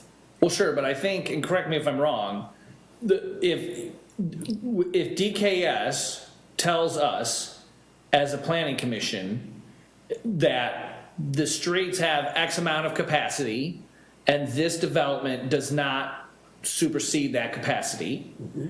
and we as a commission say, I disagree with your numbers and we're not going to approve this because of our perception of what that number really is, and we fail it, the applicant can then go to LUBA and say, the fact that they failed my project based on their feelings and not based on the data that was presented to them by a licensed and contracted organization that specializes in this, therefore I want to challenge this in the court of law, and the city will not have the backing to say, well, we felt that it wasn't good, but the numbers say that it was all right. Is that the right? Am I on the right train of thought It here? would be appealed to city council, who they would say, why is it being appealed? And then they'll just be back here again. See, and that to me is the problem that we face as this board, is that we say that we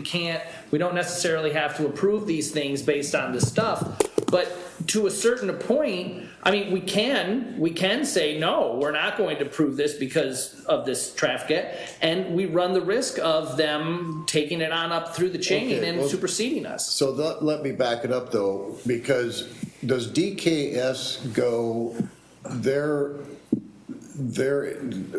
data, is it based on our TSP?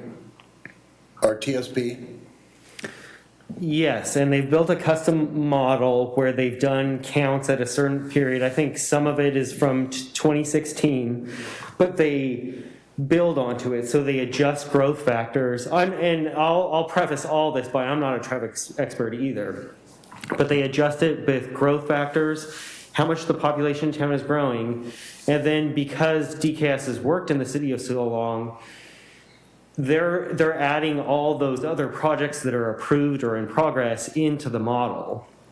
And so when they're looking at volume to capacity, VC ratio on a given intersection, it's taking into account the project plus all that other stuff. Yeah, it just doesn't seem to reflect that to me. I have a hard time getting my head around that. But I will say then, if that's the case, then we need to change the TSP to reflect what we want the livability of Canby to be. Yeah, So, and that is what's in the works. And that's what'll be part of our TSP update. And there'll be a lot of really difficult conversations, I think, with that. Like, for instance, with level of service, which is one of the two things that our traffic thresholds are based on, you know, I think most of our streets is D. It can be D, which is, you know, sounds bad if you're getting if it's your kid's report card, which is why when a lot of people look at a traffic study and they say D, that sounds horrible because F is the worst and A is the best. But if you, in your TSP, had an adopted threshold of A or B, you would have to supersize every main street in town to have a whole bunch of extra lanes and a whole bunch of extra turn pockets. And is territorial more livable if it's got 4 or 5 lanes on it? I would say no. And so I think you're all getting at some really good discussion points that we have in front of us in the next 2 years, is because I hear what everyone's saying, which is we don't want all these residential streets clogged up all the time. And like Chair Patton said, you know, there's definitely, if you've lived here for 30 years, there's this very marked difference over the last decade. But you also don't want to go the other way either. You don't want every project to over mitigate all of our streets into oblivion until you can't really walk anywhere because you're crossing through a lot of signals and a lot of super wide streets. And so I think, you know, it's not going to be up to me what the ultimate decision is, but I think, and first of all, I'm really sorry that I expressed some frustration earlier. That wasn't really aimed at anybody in particular. It's just, I do feel like we sometimes circle back to the same issues, but I think maybe the timing is really good because we are going into our TSP update, and I hope everyone here is part of those discussions, because I think that's one of the big things. It will be thresholds, is what are our thresholds. Now, so a lot of things what Commissioner Ewert is saying, part of it is about the threshold, and part of it is how it's communicated to the reader. And I think we can always do better at that. DKS can always do better, we can always do better, and so I definitely don't dispute that. The red, yellow, green thing, if we did that, we'd have to do it right. Like what is yellow, like, I think that'll be part of our TSP update is kind of mapping those things out, because you don't want us to just do it in the moment, or have staff inserting their own, bent on that. It's going to have to come out of the bigger process. Okay. But with data, there's always going to have to be some level of trust in the data that comes out. Otherwise, I don't know how we really get past that. I do know the DKS uses all the ITE manual codes that all the other traffic consultants do. So I'm not sure that having another consultant would make that much of a difference. In fact, I think having a consultant that's worked on our stuff for so many years and they've built all these little nuances into our model is actually a good thing. I think more than another consultant, they're actually better capturing a lot of those ambient trips that are happening around town. But that's all I have to say for now. Okay. Commissioner Jarosh. Thanks. I have a little bit different perspective. I'm not looking at subjective, and I understand the laws and LUBA and all that, so please don't think I don't. My concern is it feels like a black box to me. I am a data analytics expert, and I can't think of any reason why they can't, for instance, take this last application and show us the data that says here's how we considered the other in development projects that are going on in that area, and collectively all of those, and that's how we made a decision, not just based on the one we looked at tonight, but all the others that are in process. That's where I feel like there's a black box and I don't understand how they do it. And that's not rocket science. They can show us, they can illustrate that without question. And that would give me a lot more comfort in what they do. And to me, I feel like I'm making a decision and not knowing if there's partial information, and that makes me really uncomfortable. Anytime I've done that, it hasn't worked out well. So I think if we could ask them to take one sample and illustrate how they're using the collective information of the area for the projects that are in process, that would make me feel a lot better. And there's no reason they can't. I agree. Lana, I know you're still there. Just be patient with us. I know it's getting late. I thought, didn't you just establish that they do have all of our stuff that's going in to the thing? I thought we established that, so I'm a little confused. I want evidence. Several meetings ago, I don't know how we would know that other than it's their black That's old box. news. That's my concern.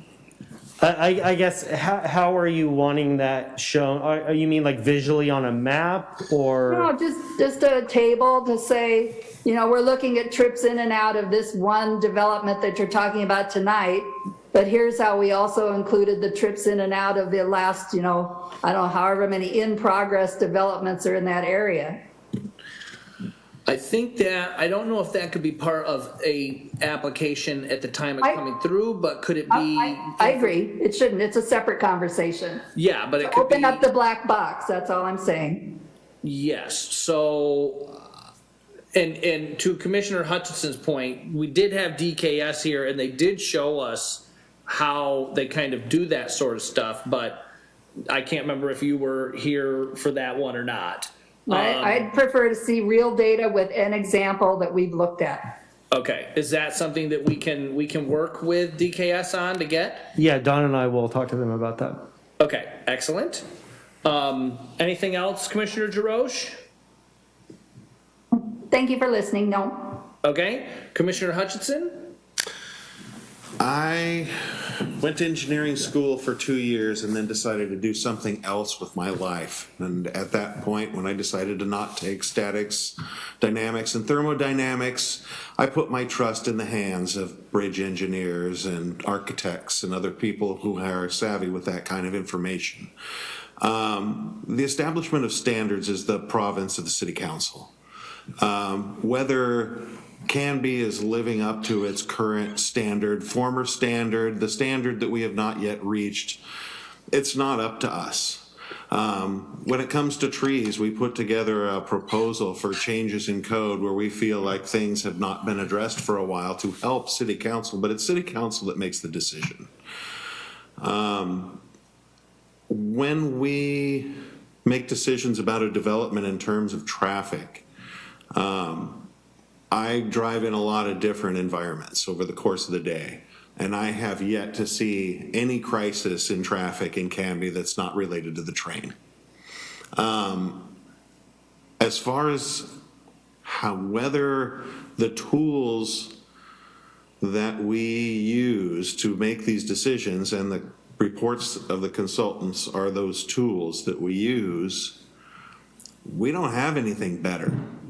I'm full of seems like things should be better kind of judgments.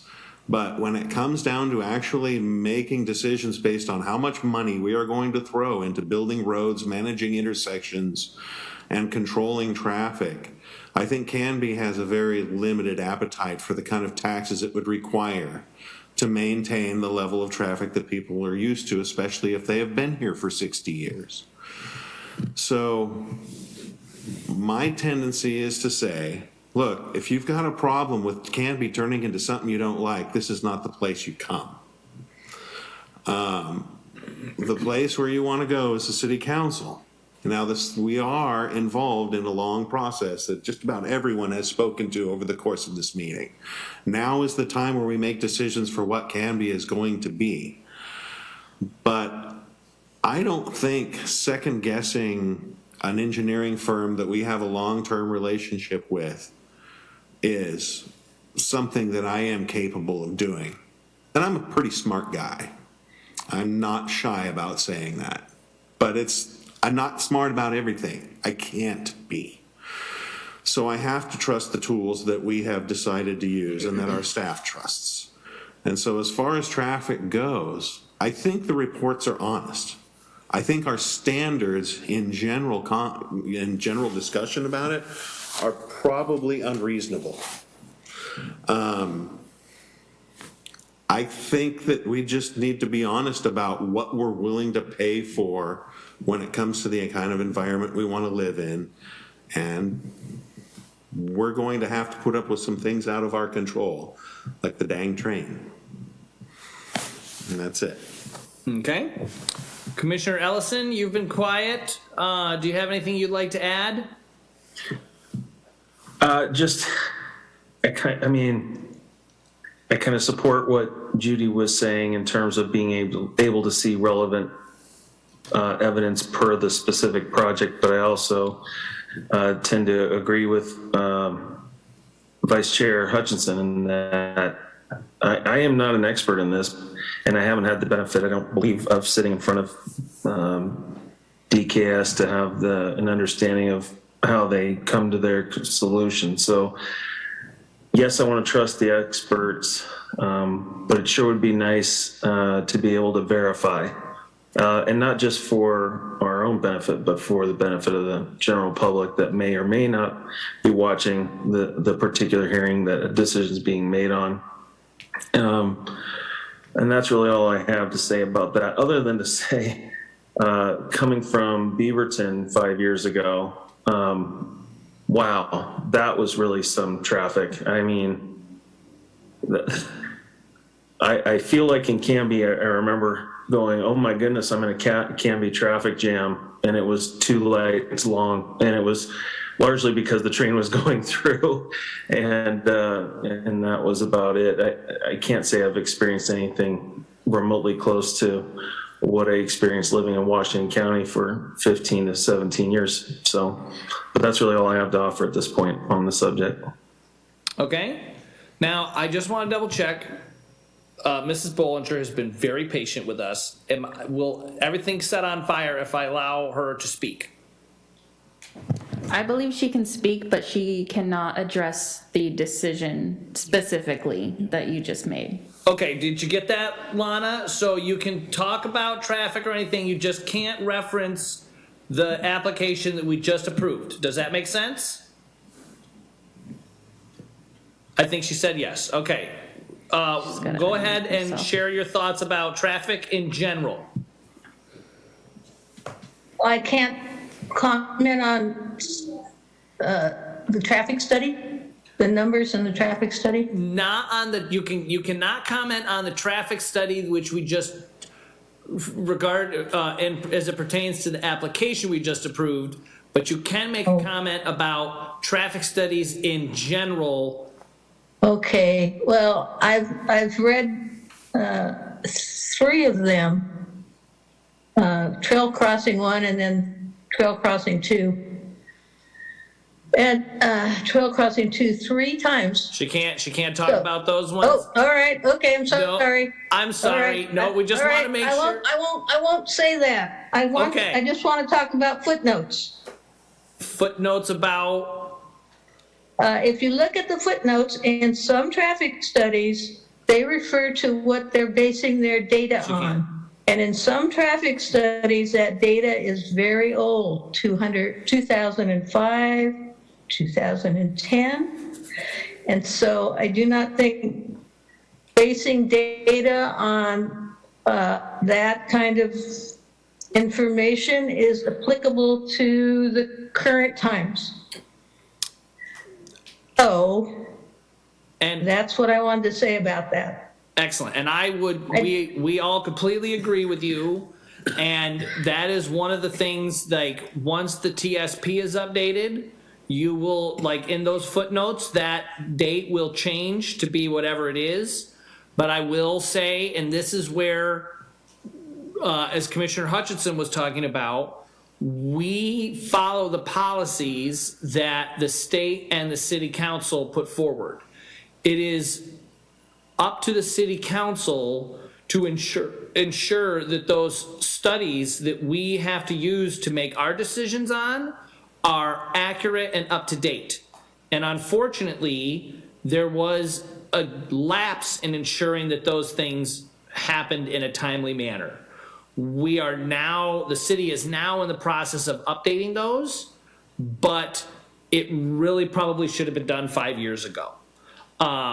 So that is, as it pertains to that data, then once it is updated, we will probably see some very different numbers coming out of all of that, if that makes sense. One other short comment. Yep. Since you've been invited to vote, even though one says we have to do this because it's legal, if you've invited me to vote, I can vote yes or I can vote no. As far as So what? can you. Well, yes, but unfortunately and this is as a planning commissioner, what I have to do is, and I believe that all of us as planning commissioners would echo this. Well, I won't say that. I will say that as a planning commissioner, I will always vote on the side of the policy and the law, because I do not want to be part of the cause of the city being involved in litigation that will take money away from streets and parks and sewer and those sort of things. Because when I was on city council, I was involved in those sort of things, and it was a shame that that money had to go towards that. And so that's, yes, I could easily, as a planning commissioner, I could easily vote no on all of this stuff. And it could go to the city council and they could override us. And it could go to LUBA and they could override us. But for me, I'm not going to put the city in that situation because I want to I want to fall on a sword. At least that's from my perspective. Anybody Well, else? I would hope that we could be inspirational and perhaps raise the bar a little bit. And hopefully from these studies and stuff, that's how that bar will get raised. So Hope so. with that, thank you very much for your time. And as you heard, we are still working on the tree thing. So hang into us. Okay? All right. Excellent. Okay, anything else regarding traffic? I think we've accomplished something. We've definitely hashed out some old stuff. We're checking in feelings here. How are people feeling? Have we made any progress, or do we have now some glue that we can put this back together again with? What are people's thoughts? Look at the train. It is a train. Anything? Well, we have a clear directive from Commissioner Jarosh for some more information from DKS, so we as staff will definitely follow up on that. And I do want to thank all of you for your very salient and informed opinions. I hear you. There's a wide array of opinions, and I really appreciate that. Excellent.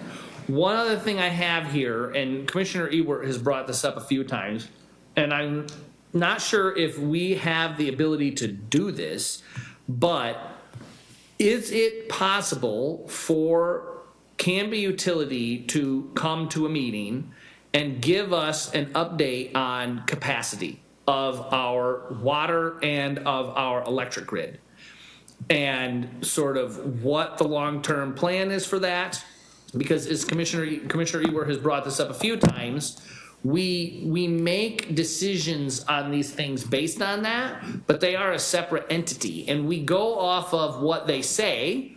And granted, and to that point, when Canby Utility says in the questionnaire that we've sent to them, this is good, we approve it, I can be skeptical of that, but if they are saying that is acceptable, then I don't feel that I can necessarily disapprove something based on, the water tasting like dirt, because I understand why the water tastes like dirt.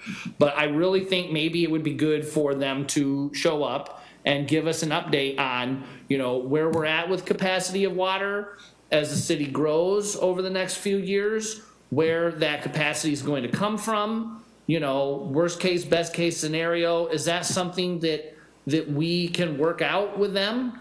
Yeah, I think that's definitely possible, and I think maybe it would be good to do water and wastewater and have both entities come and talk to us. Or Okay. talk to the planning commission. Joint work session, maybe? Sure. You didn't specifically ask for that, but I kind of felt like that might be good. I'm all for it. Okay. I don't know if any of the commissioners besides me have had a tour of the water treatment plant, but it's pretty awesome. We could do like a field trip, and you kind of explain to me the future plans and the capacity, and you can see where all like the poop is like squashed down to like this little thing, and it rolls off this conveyor belt. It's a terrible smell, but it was really awesome. Like a machine, it's like reverse osmosis, and it sucks all the water out. And so anyway, I highly recommend a tour of Canby's water treatment plant, and it's right next to Public Works, and they can show you all the trucks and the street sweepers. Super cool. Okay. Well, and maybe it's something where, as a planning commission, we could schedule something to go see that. And also, I love crawling in basements and attics and stuff. Perhaps a tour of the water treatment facility and things like that, so that we, can have a visual, so that when people come to us and say various things, we can kind of say, oh yeah, I was there and I saw that machine, and be a little more informed. Does that make sense? I'm all for that. Okay. I mean, tours are great. I love tours. That's cool. Right along with the Canby Police, you can do that too. Mm-hmm. It's a thing. I think my comments are more towards what's the plan. Sure, and that would be a different. When I see our water intake setting high and dry in the Malala, what's the plan? It's obviously not their fault, but do we have a plan? Because there's not going to be getting any more water in the Malala. Correct. And we're sucking it out at historic rates. So what would make me feel better as a planner would be, I would like to know what's the plan, not just, sure, this is okay, sure, this is okay, sure, this is okay. Do we have a plan as to, are we gonna dig the Malala deeper, or what are we gonna do? Yeah, and I think that's why we were talking about, doing a joint work session with Canby Utility. And I would say that in preparation for that, what would probably, if we can get that worked out, is that if planning commissioners have specific questions that they would like addressed by Canby Utility, that there be a time where they can be submitted in advance to Don or to Ryan or to whomever, so that way Canby, who is this person walking around in here? Checking out or doing. So if there's questions, they can, that's a pretty meaty question. I would not expect them to necessarily have an answer to that if they just showed up at a meeting. So to give them the opportunity to do some homework and some preparation with that information to share with us, if that makes sense. Does that sound reasonable to folks? Get thumbs up on the TV? Okay. I mean, I know I can be a bit unruly and unwieldy sometimes, but I do listen to what people have to say, and I do generally try to, to make things better. So if I'm not, sorry. Ryan, what you got? Can I add one unrelated thing? Sure. Last time I was here, Commissioner Ewert had some questions about retail displays and things on the sidewalks that have to do with commercial activity, and I'm wondering if that would be okay if I could pull that in with the fence discussion in a few weeks, if that's okay. Yeah, I think that'd be fine. Okay. And so at that time, I'll respond to the questions that you had. Okay. Anything else from online commissioners? Any questions? Anything else for the good of the order? Okay. I think that was pretty good, all things considered. With that, I'll entertain a motion to adjourn the meeting. I move to adjourn. I second. It's been moved and seconded to adjourn. All those in favor signify by saying aye. Aye.